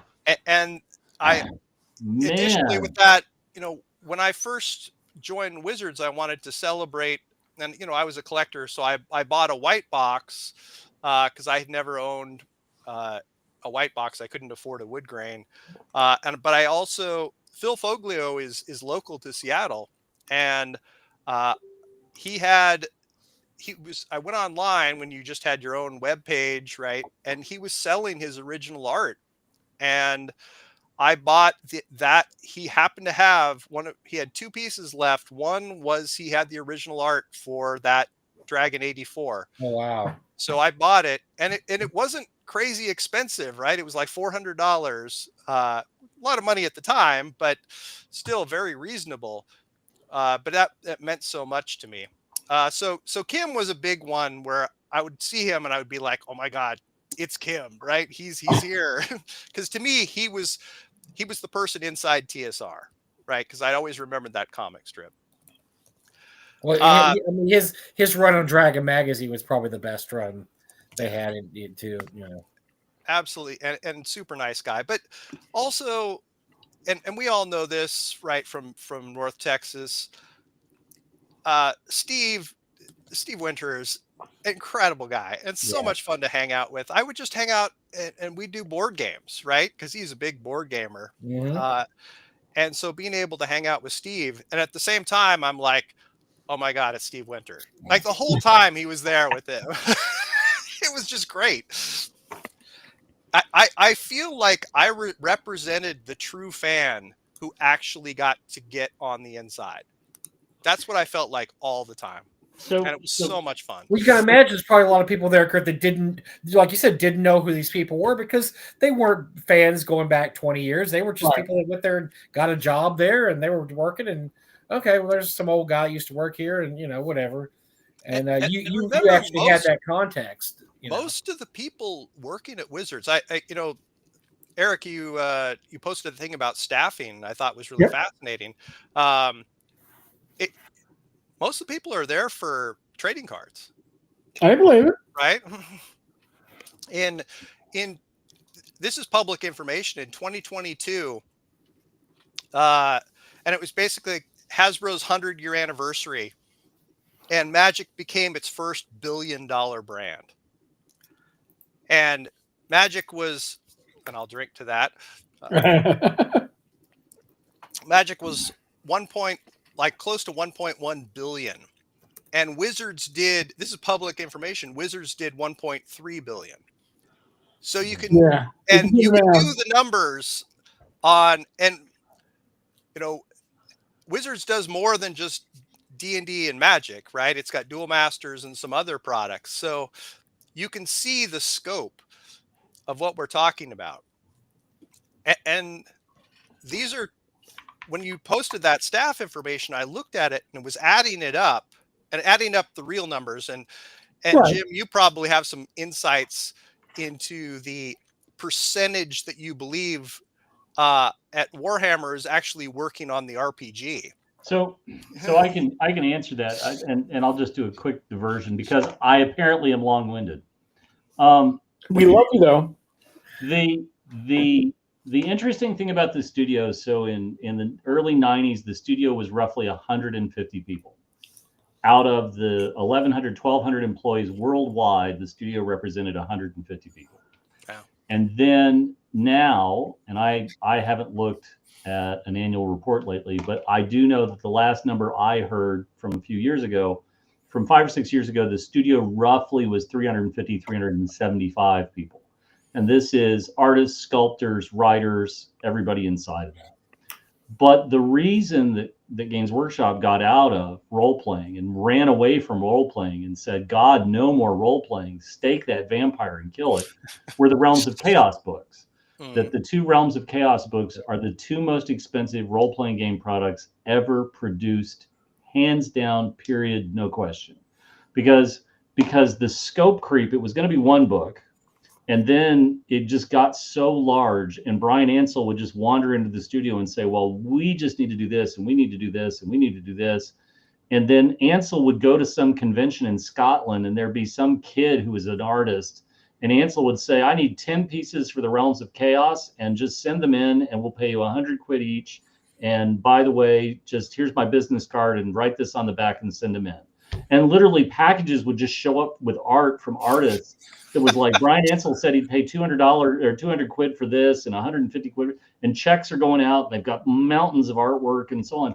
And the Realms of Chaos books, all told, roughly equate to $20 million projects. Those 2 books in modern day are roughly, yes, they were the first million. They were $1 million products in the day.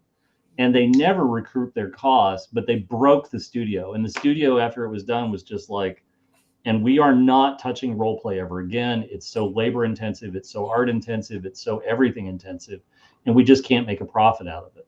And so I think people lose that perspective because role playing isn't where artists go to make fortunes. Like, you don't see people making Michael Whalen money as artists in the role playing industry. You have people that have been comfortable. You have people that are meeting the bills. You have people like the magic artists. It always warms my heart when I see the artists that started out at FASA, that started out somewhere else, like Jeff Lobenstein or Jim Nelson or whoever, and they're now in-demand magic artists, and they travel around the world. They get to go to Kuala Lumpur every year. They go to all these other locations for magic conventions, and that makes me ridiculously happy. But this industry, that it takes a long time to foster that. It takes a long time to do all of this, and I just shake my head because Hasbro bought out Wizards of the Coast and got a bargain, and I don't think they understand what a bargain it grew into, mostly by just leaving it hands off. You mentioned a whole bunch of brands that Hasbro has absorbed over the years, right? Yep. And it used to be that if you were a toy company, what you wanted to do is you wanted to get big enough and bold enough and hot enough that either Hasbro or Mattel would buy you out and then pull you in. But that's, I don't know. I just think things have changed dramatically. So. Yeah, we talked about Wizards becoming its own division outside of the consumer products and such. What I think it's changed recently, but for at least a year, one of the most crazy things happened, and that is the games division was put underneath Hasbro or underneath Wizards. Right. So Monopoly, Clue, all these things that Wizards used to be under were now under Wizards of the Coast. That's how big it got. Right. It was just incredible. But the staffing thing just reminded again how lucky I was, because I tallied the numbers and I was like, even adding a bunch of folks for third party and stuff, there's probably only like 500 people in the world that actually work on role-playing games. Right. And I'm like, out of whatever 7 billion people on the planet, I got to be one of them. Wow.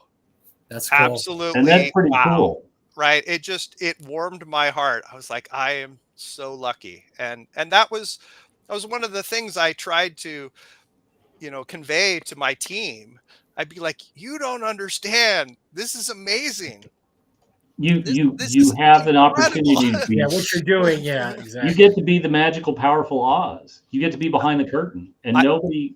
I mean, the amount of people that get to be behind the curtain is infinitesimally small compared to the number of people who participate in the products. And I've said this to many folks at conventions and stuff, but I talk about, on day one, when I'd have new people join my crew, I'd sit them down and I say, you have to understand, Make-A-Wish kids come in here on a regular basis, and their wish is to go behind these doors, to come into this building. That's how important this is to people. And it's not Wizards, it's what it represents. It's the games, it's the community. It is so important. And you see that badge that you're wearing? You get to come in here anytime you want. Respect that and understand how important this is, because it's amazing. You've joined something incredible. Because I want people to understand how special that was, right? And it hurts me today that I don't have that badge, I have to admit. Well, but the other is, you touched on Make-A-Wish, and I can tell you one of the things. I mean, I was always proud of Games Workshop when I was working there. I'm still proud of what Games Workshop has become. But the thing that used to you would be awestruck at the effort that people would put in when you would get a Make-A-Wish request. Oh, yeah. And more often than not, we would get the requests. I would say about half the time we would get looped in and it was already too late. That you were trying to beat an intangible deadline that was remorseless. And I can remember a very specific incident where we overnighted for 9 a.m. delivery in the UK to the studio, a book, to then have everybody in the UK sign it, and then have it overnighted back directly to the hospital the next morning by 9 a.m. And we missed, I believe the boy died like within an hour or two of the package actually arrived. Oh man. Oh man. And I can't tell you, like literally we were on the phone with the FedEx manager for the Baltimore hub, explaining that this had to be on a plane to get to England in time. And once they found out, like that baton got picked up and run by everybody. So Curt, you've got all these amazing things that are around you. What's the thing around you that you're the proudest of? What's your collectible within arm's reach that you can't even believe you're lucky enough to own? Whoa! It's not that kind of. Whoa! It's not that show. A dual lands. Well, no. This is a Magic card.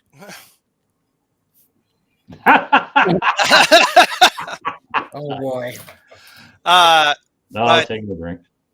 But this is the Hero of the Realms card. I was awarded the Hero of the Realms at Wizards of the Coast. That is an award given out to teams when they do something really special that pushes the company forward and does something amazing. Like the 5th edition, the first year that was given out, the 5th edition team was given out with Hero of the Realms cards. And as part of the award, you get to create your own Magic card.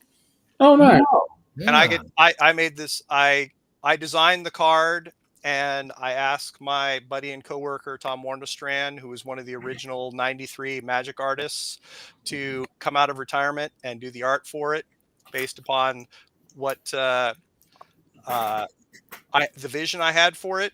And I am the only Hero of the Realms winner who, as an individual, I was called up as an individual. Now, I immediately said, "Hey, this award is for the operations team because I wouldn't be successful without them." But I was truly honored that it was given to me, and it kind of was a highlight of my career when that happened.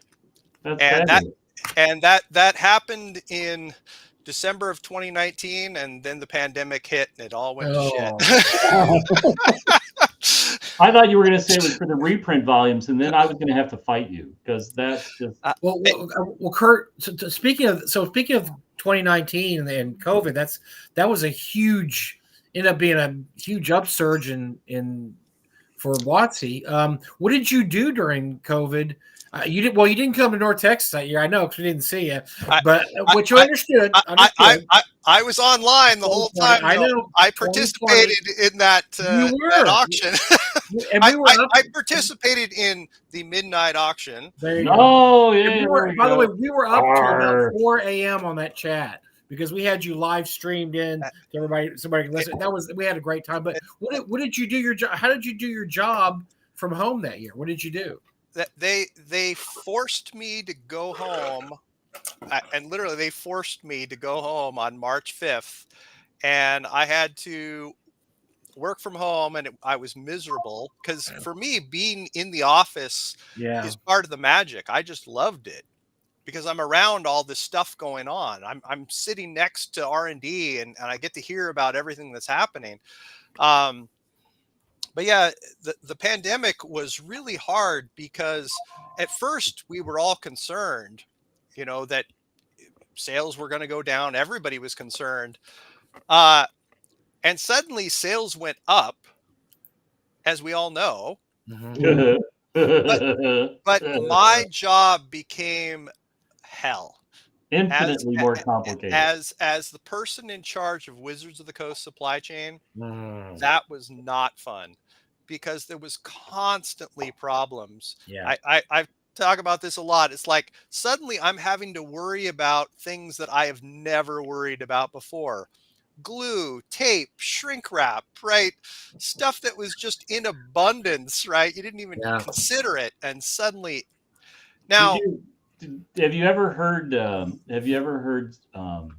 from Troll Lord Steve's story about how the pandemic starts like you can see it, it's like a slow moving train wreck and you can see it's creeping in, and he called all of their paper suppliers and bought everything he could get his hands on. And he said, at one point, like you had like this much space to walk around in their print shop warehouse for all the paper that he had pulled in. And Chenault said, Steve said, my brother thought I was insane.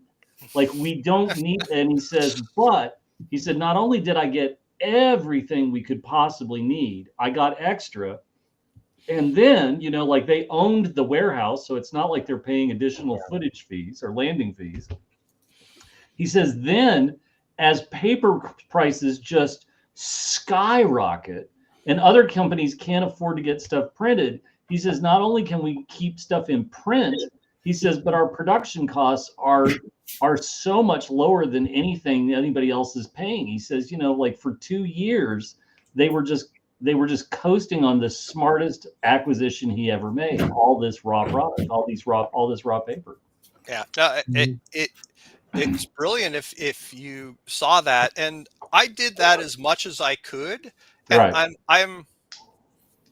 I'm proud to say that as difficult as that time was, because I had never missed a release date up until the COVID hit. Right. And suddenly I'm missing release dates and I'm miserable because of it, because this goes against my soul,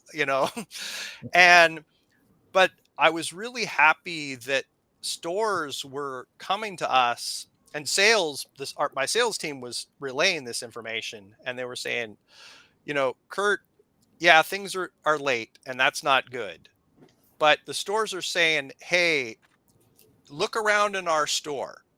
The only thing on the shelves is new stuff on the shelves is Wizards of the Coast product, because you're actually getting stuff through. Mm-hmm. Right. It's a little late, but you're making it through. Right. The other people are having a challenge. And during that time, I felt really bad for people doing things like Kickstarters and stuff. Oh, yeah. That was awful. Because you have, ocean freight costs that are 10x what they were supposed to be. Right. Yep. And when you have a ocean freight cost, generic cost, this is very generic, of like $3,000 an ocean container, I could see someone with a Kickstarter going, okay, I'm going to budget for 6,000 just in case, right? And then going, oh, that it's actually costing me $30,000 to bring in an ocean container, right? A big company like that can absorb that temporarily, but a one-off Kickstarter, wow, that's horrible.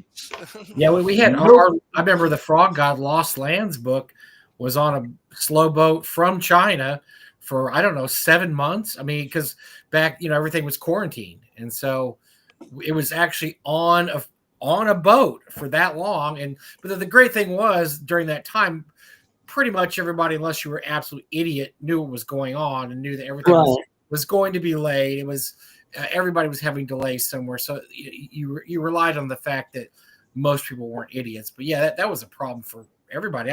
I thought that you guys had were able to do pretty well in the circumstances. And like I said, it must have just been the most amazing thing ever. When I'm sitting here reading mainstream publications and they're talking about the rise in online D&D, and then I read an interview that struck me so much. It was a 20-year-old woman who worked at a law firm. Well, they all got sent home, and they said, "What do you do? What have you been doing since you're home?" She's like, "Well, I'm playing in 3 Dungeons and Dragons campaigns."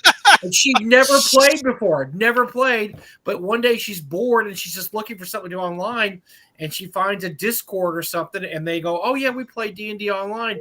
Gets hooked on it, joins 2 more campaigns, and then for a year she's playing. And so you guys benefited from that. It reminded me a lot of the Egbert thing, because the Egbert thing looked like it was going to be a disaster to end up, Yeah.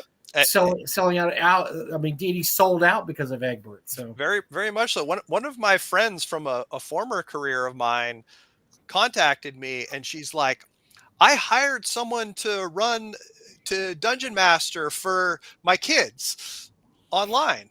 And I was like, you did what? I hired a DM. And I was like, is this a thing?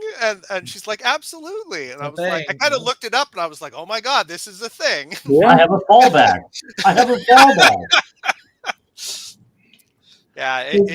So Curt, we'll go as long as you want to go, but I certainly hope more than anything else you're having a great time, because this is just wonderful. This is so we've been so looking forward to having you on the show.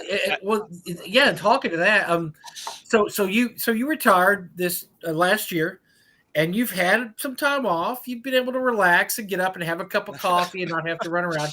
Okay, are you getting bored now? And what is your next step? Or do you know the next step? I've been working on some personal projects, dealing with some housing things that I've been working on regarding dealing with my mom and some health stuff. So better yours than mine. Unfortunately, yeah, I saw that post. Wow. But yeah, and I've actually had time to deal with that. But I'm starting to look into what I'm going to do next career-wise. I will say I've been very fortunate to be able to start playing some D&D again. That was one of the moments, I'll say, when I was like, I need to step away from this, was when I realized I had no time for D&D. And my wife was like, you're not playing D&D anymore. Something's wrong. And I was like, I just don't have time. And like, but she's like, that's what you do. And she met me at Wizards. She's a former Wizards of the Coast employee. And so I'm actually in Bill Webb's regular game now. So which is a lot of fun.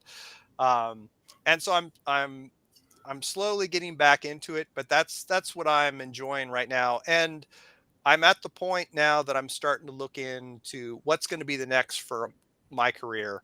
And the great thing is, a lot of people have reached out. It's been I've been very humbled at the people who have asked me to join their firms.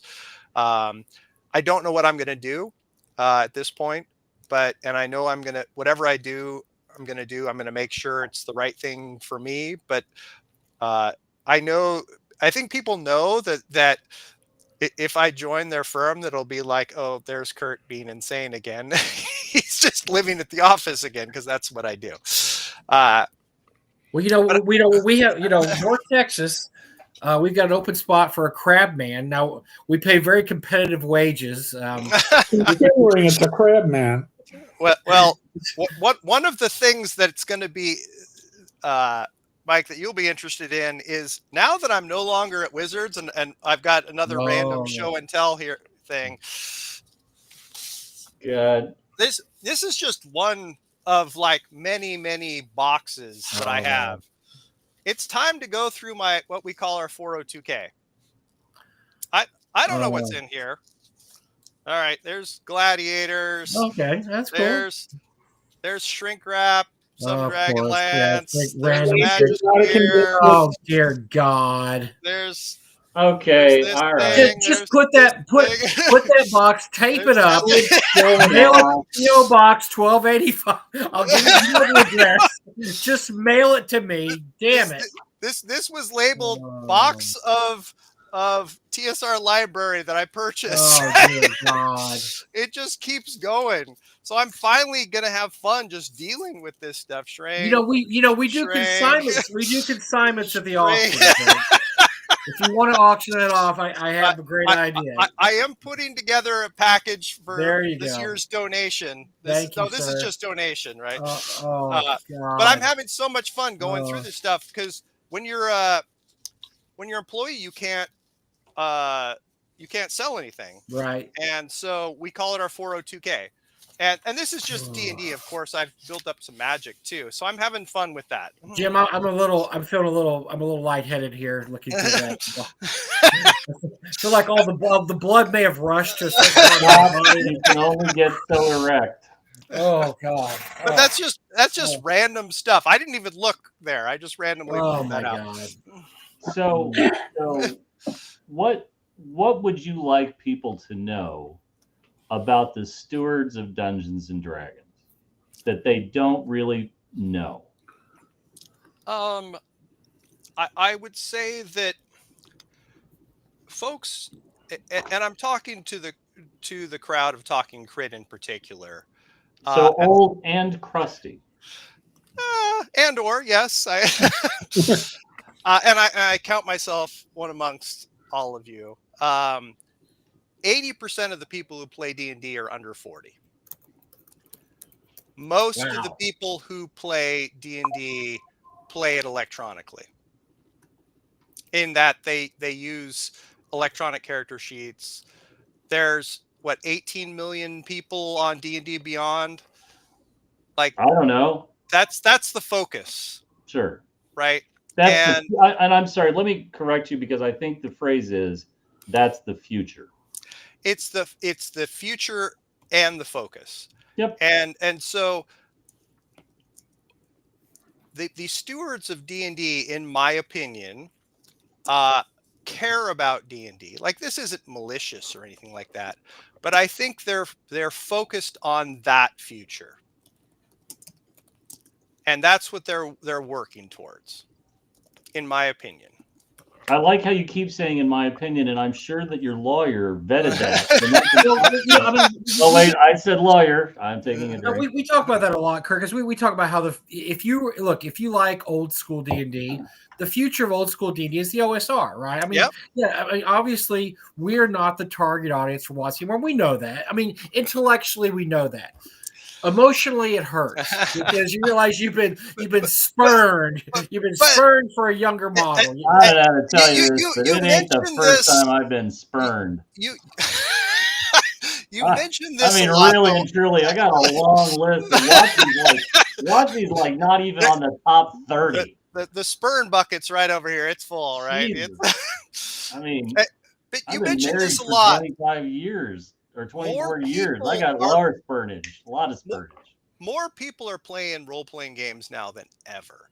It is. Oh, don't let Frank say that. Jesus, I don't need to hate, man. I love it. I love how many people are playing Dungeons and Dragons, playing role-playing games. Yes. Because that's what's amazing. Because the concept of this role-playing game that we are lucky enough to have it being created within our lifetime is mind blowing. Right? I can see someone sitting around and being like, there's this new game we've come up with. It's called chess, right? And like, what? Like, no, we were here. So we would talk to, and I think I absolutely agree with you, Curt, because what the people who are like torches and pitchforks don't understand is that 50 years from now, the people playing 5th edition 40 years from now, the people who've been playing 5th edition for 10 years are going to be us. They're just going to be us. 100%. And what we would try to do, we would talk to stores. You know, there used to be the stores that were just nothing but historical miniature stores. And we would talk to them and they would be like, we don't want your Warhammer in here. We don't want your 40K. Keep that shit away from us. And I'd be like, listen, you just need to understand that we're creating more miniature gamers. And eventually they're going to get interested in history. And they might be interested in World War II. They might be interested in Napoleonics. God help them. They might be interested in whatever. But they're going to go to something else. And when that happens, you're going to pick up new customers, right? It isn't going to just be the same 4 guys playing Empire 5 on a Wednesday night being grumpy in your store. And I had a conversation. There used to be a guy named Barry at Ship and Soldier. I had that conversation with him back in the early 90s.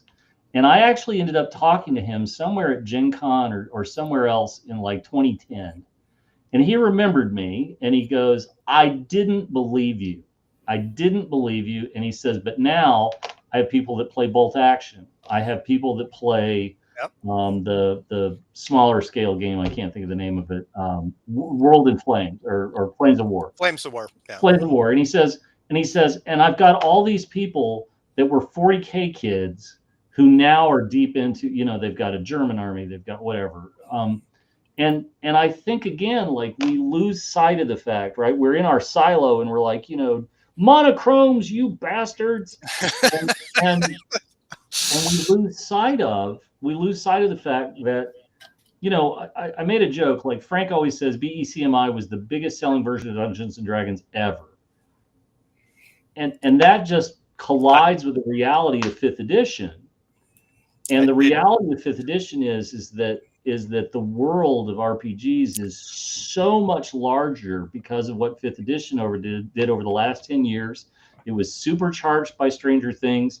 It was a force multiplier. COVID was a force multiplier that people just don't really understand. And we have come to a point where no matter what comes after 5th edition, it can't possibly be as large as 5th edition because you don't get that lightning in a bottle time after time after time. You know, 3rd edition was huge. 3rd edition was amazing.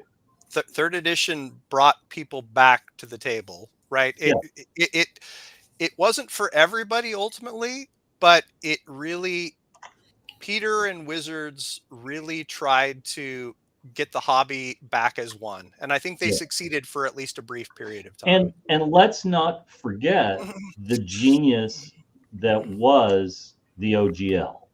You know, Ryan Dancy, like or loathe, there's a lot to love about Ryan. There's a lot that people have problems with, but really and truly the OGL transformed independent publishers and their ability to latch onto Dungeons and Dragons and earn a living. And that's significant. It was a significant part of the hobby's growth for the first 20 years. So yeah, Curt, why don't you tell us 100%. Why did WotC try to get rid of the OGL? Yeah, Curt. Yeah, why did you wake up one morning? My cat wants to know. My cat would like to know why. I choose to drink. I choose to drink with you, Curt. I don't know why you woke up angry that day and decided you wanted to cancel the OGL. Yeah, what were you thinking? You're the we know it had to be you. Behind the scenes. Curt's like, screw the OGL. His phone is like blowing up right now. What the hell, man? What the hell? God. Man, Joe Goodman was just ticking me off that day once again. And You kids, get off of my OGL lawn. You kids in monochrome, get off of my yard, you bastard. Take your 1997 Photoshop skills and GTFO. Go back to the GSL. You enjoyed it before. Go back to the GSL. God, so Kurt, you said Kurt, when you wake up angry, you wake up angry. Yeah. and I would love to have known. So you're in the office. Like, did anybody see it coming, or was it all of a sudden like the entire building? It's a bomb's gone off, and people are like, "Oh my god!" Are you talking about my departure? All over, like. Was like anybody seeing the smoke on the horizons, or did you just walk in on Monday and like our world is on fire? Yeah. Take a drink. We know. No comment. But I will say this again. Think about the percentage of the company that's Wizards, that is Dungeons and Dragons. A small, right? You've got them on like a floor that doesn't even have a good view. Here's Renton. But it's one of those things that I am aware of what's going on, right? Because I care about this stuff and it's in my world, but my team doesn't know what's going on, right? It's and particularly because it's outside of operations and all that type of stuff, right? But yeah, it's not something it's not something I can talk about. And so let's put it that way. Like, do you? Okay, I gotta figure out a way to ask you something.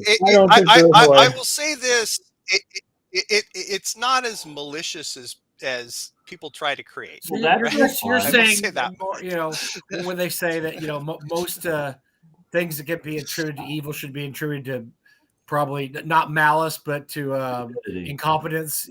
You're saying lean one way rather than the other. Without saying that, I'll just. I'll drink again. I think I'm reading between the lines here. It sounded good on paper, but implementation was less than optimal. Hear me out. I've got an idea. We're going to make millions. Curt, we need your stamp of approval. Thank you. Curt, let me bounce this off of you. You're high. Okay, well, let me bounce it off your intern. We'll do it anyway. When he comes in Monday, he'll agree with it. It was the greatest thing ever. So here's what I thought about asking you. When they found the Holmes box set cover painting, did you run down to go see it? Yeah. Tell us that story. Great story. I'll tell you the story about that. That's an awesome story. I've heard it. Or at least for me, it was. I was sitting in my cubicle, and two individuals from the shipping receiving team, the kind of the mailroom area that we have where the product room is, are standing outside of my cube. And they're like, "Man, that was a weird piece of old art. Like, what the hell was that?" They're like, "You had that knight and that wizard and that really funny looking dragon. Like, what the hell?" And they're like, "That box must have been in there forever." And I look, and that is sitting at my desk. I don't know if you can see what that is. That's the cover of the Holmes box set. That's my rule book right there. That's what sat at my cube every day as my inspiration, because that's what started me on Dungeons and Dragons. And I jump around the corner with that book, throw it in front of Jason and Steve, and I was like, "Are you talking about this?" And they're like, "Yeah, that's the art." And I was like, What are you talking about? And they're like, "Well, yeah, it was that we were cleaning up the room downstairs, and we opened up this box that was behind the outbound packages, and that art was in there."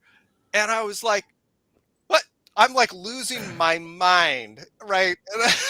And I'm like, "Where is this art? You don't understand what you found." And he's like, "Oh, we dropped it over at Shindahedi's desk. We just leaned it up against his cube, figured he'd he could figure out what to do with it. I was like, you just leaned it up against his cube out in the middle of everywhere? Like, and they're like, yeah. And I was like, where? Show me.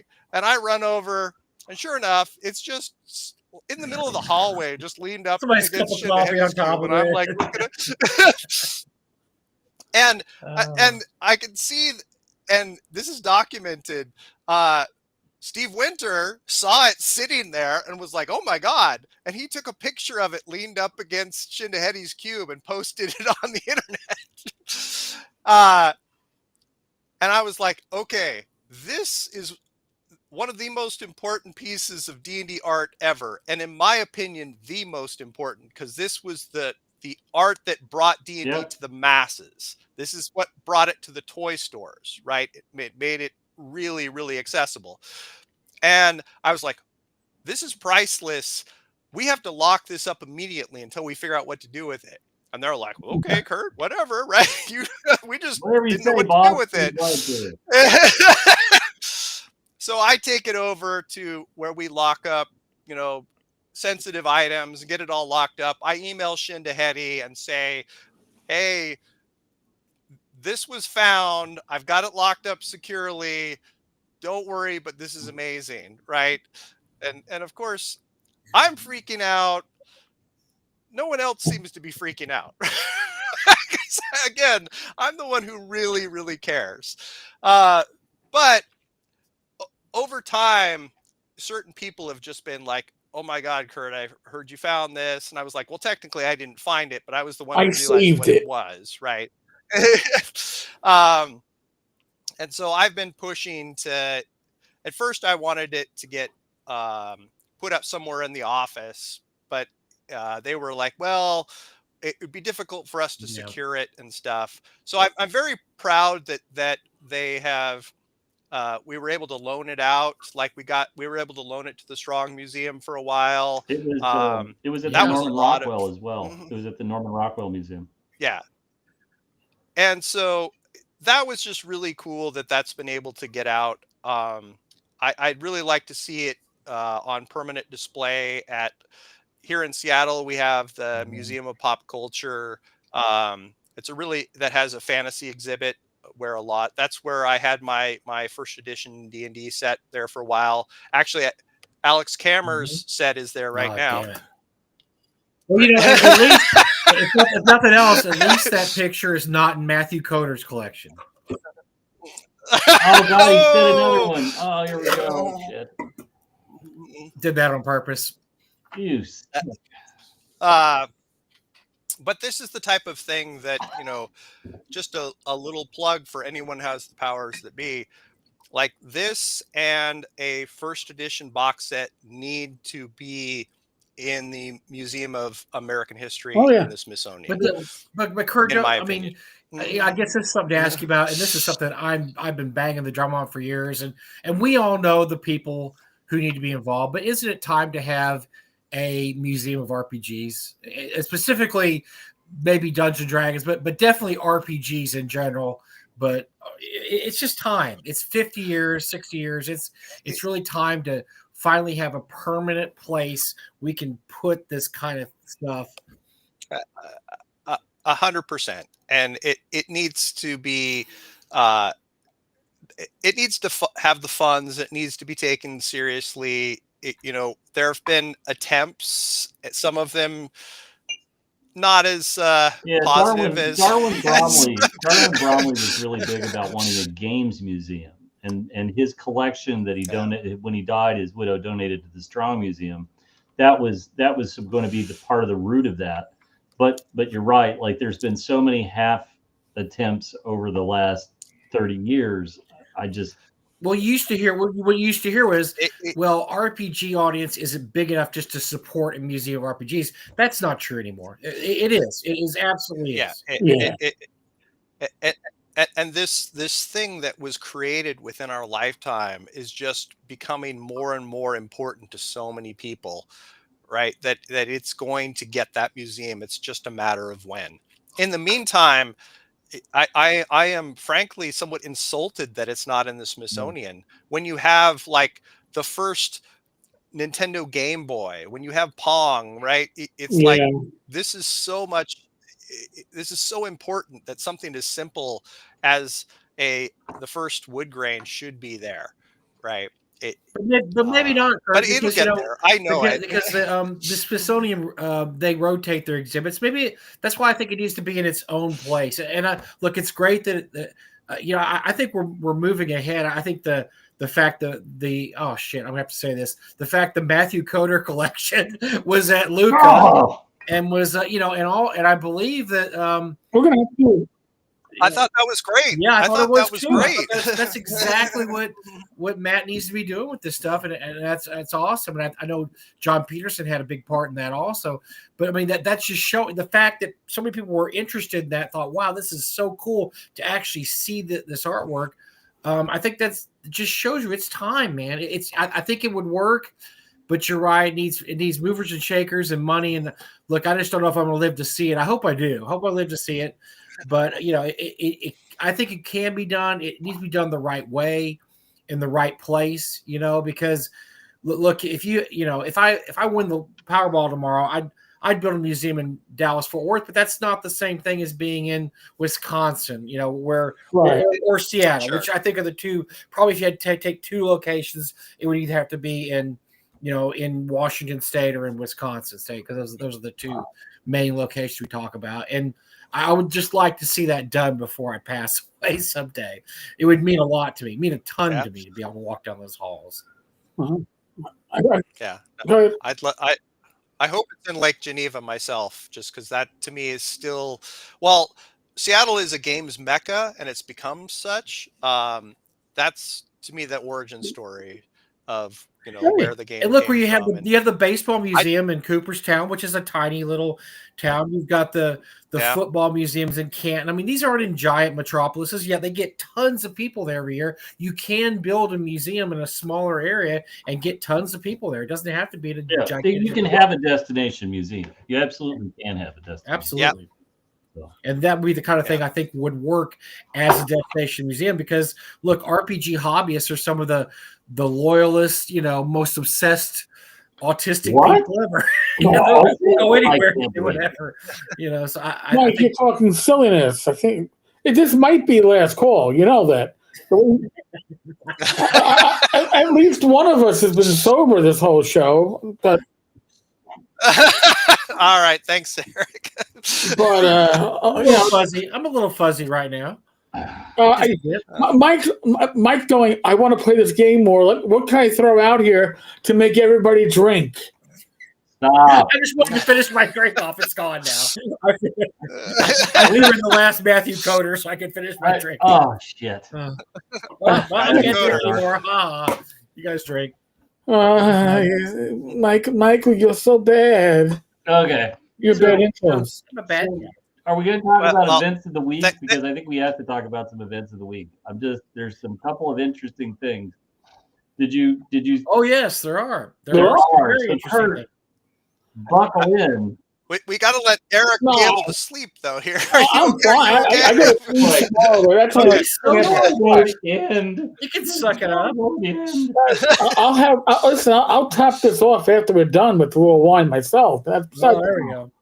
All right. So go ahead, Jim. If you didn't have a chance to see it this week, in the great ways, a thread started over on Twitter. I still call it Twitter. So a thread started over on Twitter, and Jason Bullman decided to wade in and tell people, we don't want fascists playing our game. Just return them and we'll write you a check. You're paraphrasing, but yes. Actually, this happened in October, right, Eric? No.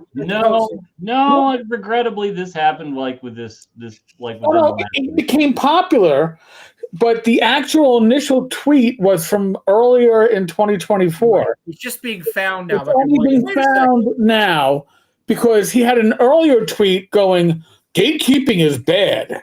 Yes. And somebody went, "Hey, isn't this gatekeeping?"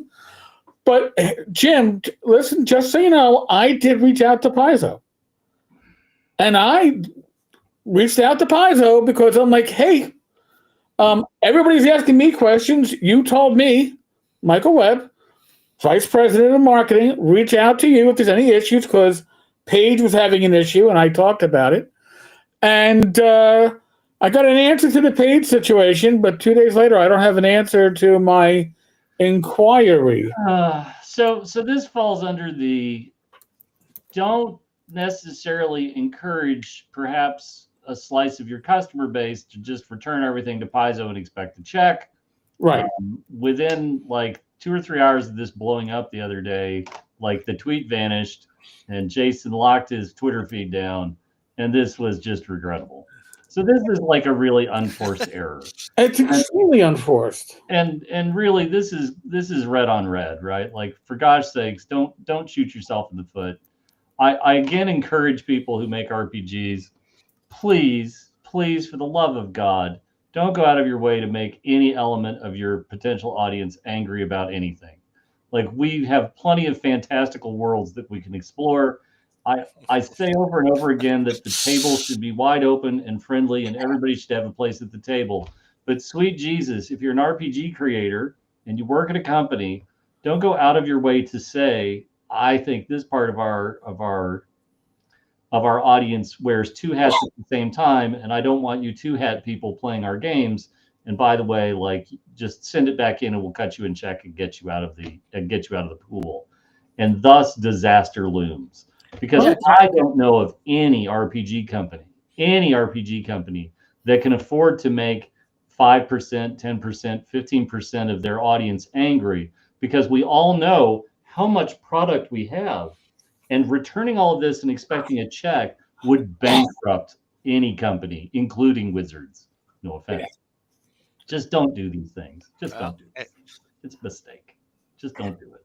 Like, when you have these moments, I'm going to argue with somebody on Twitter. Dude, just walk away. What do they always say? Like, measure twice, cut once. Think before you act. I mean, I spent 20 years in a career where I had to make quick decisions, but you had to be able to think real quickly before you acted, because repercussions are huge if you make a wrong decision. This one was an unforced foul. And by the way, they're also on Twitter. You can find copies of the emails that people got in response. And I haven't seen those. Oh, yes. And the official response, and listen, they're canned emails. So although I never got a response to my inquiry as to what the official stance of Paizo is, according to the canned emails, the official response is, we respect our employees' First Amendment rights.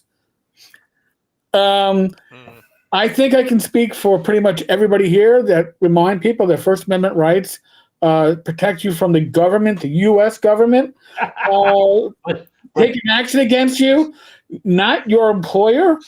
Believe me, I know from private and public employment that First Amendment rights don't protect me for things that I say that could put my employer in a bad light. Oh, come on. Like, just because you have free speech doesn't mean you are free from consequences. Right. Yeah, it goes down to that old canard. And if you just want to throw it down on the table and hand out hammers and say, have at it, well, don't be surprised when somebody starts hammering you like Hanzo the Razor. If I say that Jim and Eric are two of the most idiotic tools I've ever worked with in my life, I'm not going to be. I shouldn't be shocked if the next week I don't get a summons to be on the show. Say, wait a second, I have another. I was just exercising my free rights.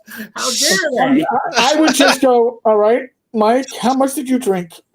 Oh yeah, well you would know why I said that. Yeah. Now, if I said, listen, I'm part of North Texas, and I'm telling you right now, go fuck yourself and tell us to send back your money. Hear that, Gary? He said it, Gary. He said it, Gary. We got to do it now. That's locked in. YouTube and has that on record. I am not even a North Texas employee nor a volunteer, let alone the lead designer of Paizo's lead IP. I'm happy to say that this year you folks will probably be like Sure, give us your ticket. Someone else will take Yeah, it. we're 'Cause We're gonna gonna run out real again, quick. so yeah. Oh, here, let me try. It's a I beautiful thing. roll into my Scrooge McDuck pile of money. Oh, no. It's a beautiful thing. It really is. You know what? You know what, Curt? You leaving Wizards may have inadvertently done the one thing. They may no longer be the, we always do the This Week in WotC Stupid. And that might become for 2025, This Week in Paizo Stupid. I mean, Oh my God. Well, I want to emphasize Paizo is a great company, great people, great products. Yeah, whatever. Sure. Yeah, you're down the street. That 2012, 2013 just irked me when people said it the wrong way. Then next week, Kurt announced he's working for Paizo after that. Yes, I had to kiss ass. I mean, come on, I got to keep my options. I have to work with Jason. I have to eat at the table with him. I got an adventure path I've been working on for a year. I've drank I am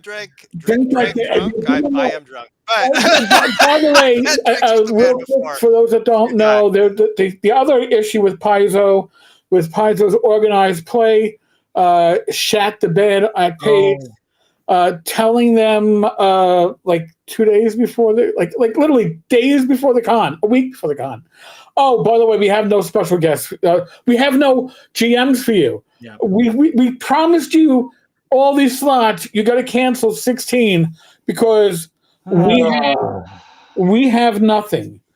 Now, is that Paizo or is that their regional rep? Well, it's the regional rep, but you represent Paizo.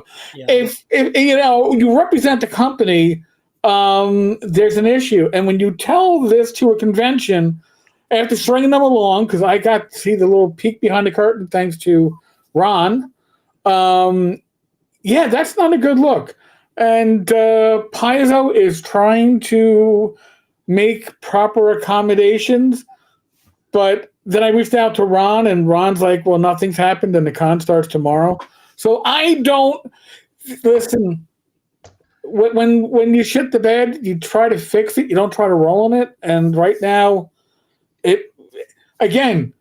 WotC could have a very good year in 2025 just by it can't be not worse. being It can't Paizo. be any worse than last year.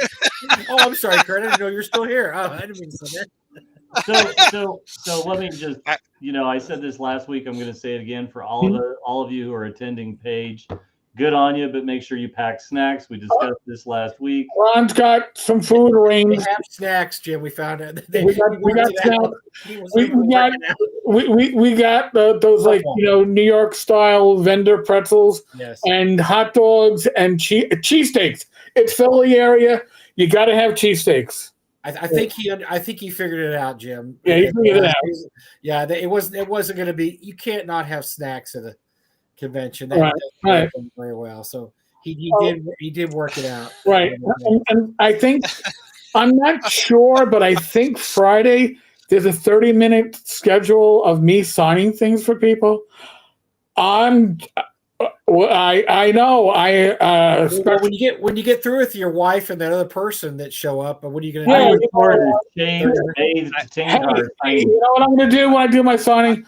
I've got Jason Bowman. I got 2025 New York City SBA cards.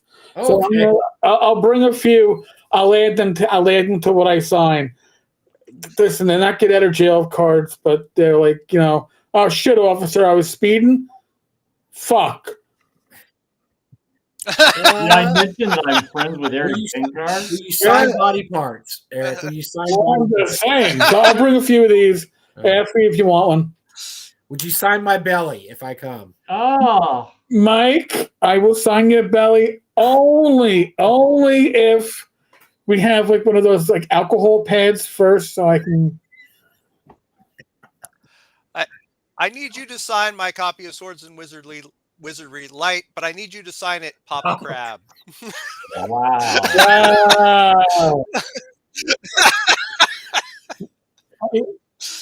Because Zach is of course. It's handed down. It's obviously a lineage here that we have to respect. So a certain influencer who is now separated from their husband Ginny D? Oh, I'm sorry. No. Finally posted an Another one. update to the Battle of the Bards Kickstarter. Well, please Whoa. share with us. I'm And interested so, to know what. I'm gonna go right in overtime, but I'm worth it for this overtime. Okay, so hold on. I gotta bring this up so I can read it Well, because I there's noticed a lot going on. this certain person who should not be named because I can't drink anymore. I know. has been very active on Facebook the past few weeks, Eric, posting about I've given up on struggles. I can't. How she overcome things, and now she's in a better place mentally. Just wait. We got one sentence that sums up this entire update. Hold on. So she goes through all of the travails. She goes through all of the many things that she's experienced, including getting her car repossessed because he decided to quit making payments. Horrors. But horror.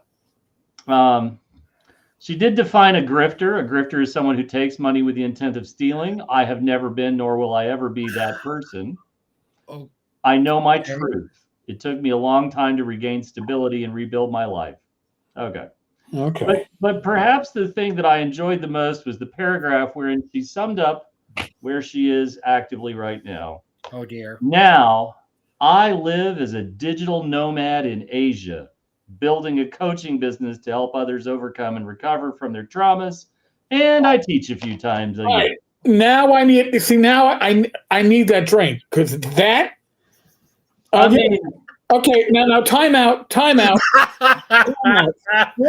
Oh, man. Maybe we've misunderstood Ken Whitman, and he is, in fact, a digital nomad wandering trailer parks. Well, yes, but this is somebody who's become an expat, and listen, a former never dear friend of mine who happens to be an artiste of hashing maps and stuff, was talking at one point of moving to Central America because they couldn't afford life. Okay. And I'm wondering, is that why she's now? Where is she, in Thailand? I mean, I think you're right. Yeah, Madripoor. Oh, geez. I think it must be a great job to be a digital nomad if you can get the work, right? I think that's the underlying message, and it warms my heart that she has found being a digital nomad. I mean, I don't know if are you called to being a digital nomad? Do you apprentice? There's always a master and there's always an apprentice. No, there's some colleges that offer that as a BA. I understand. No, really? Yeah, digital nomad. Yeah. Yes, really, it's a BS, right? It's a BS. It's a BS degree. Yes, thank you, Eric. You beat me to it. Damn it. I'm a professional. Don't try this at home. Oh my God! We may have to spend some time on that next week. I've had nothing to drink, you fuckers. Oh my God! Who is that, buddy boy? It's time for my worry that Santa Tenkar hasn't had a drink, but that's not I'll be miserable, damn it. Kurt says he's going all in on Long John Silver's from the Disney version of Treasure Island. Oh God! Long John There we go. Come back for the shrimp. Kurt says he's going all in on the midnight auction. You know what? We've been wanting to retire Robert from the Speedo for a while. I think you're the perfect person to take over for him, Kurt. I appreciate you stepping up. Thank you for stepping up, sir. It's greatly appreciated. All right, we have literally gone beyond the witching hour. We are hitting 2 hours, 38 minutes. Seems like it's only been 5 minutes. Kurt, you are going to be the unofficial fourth chair whenever you want to be. I mean, you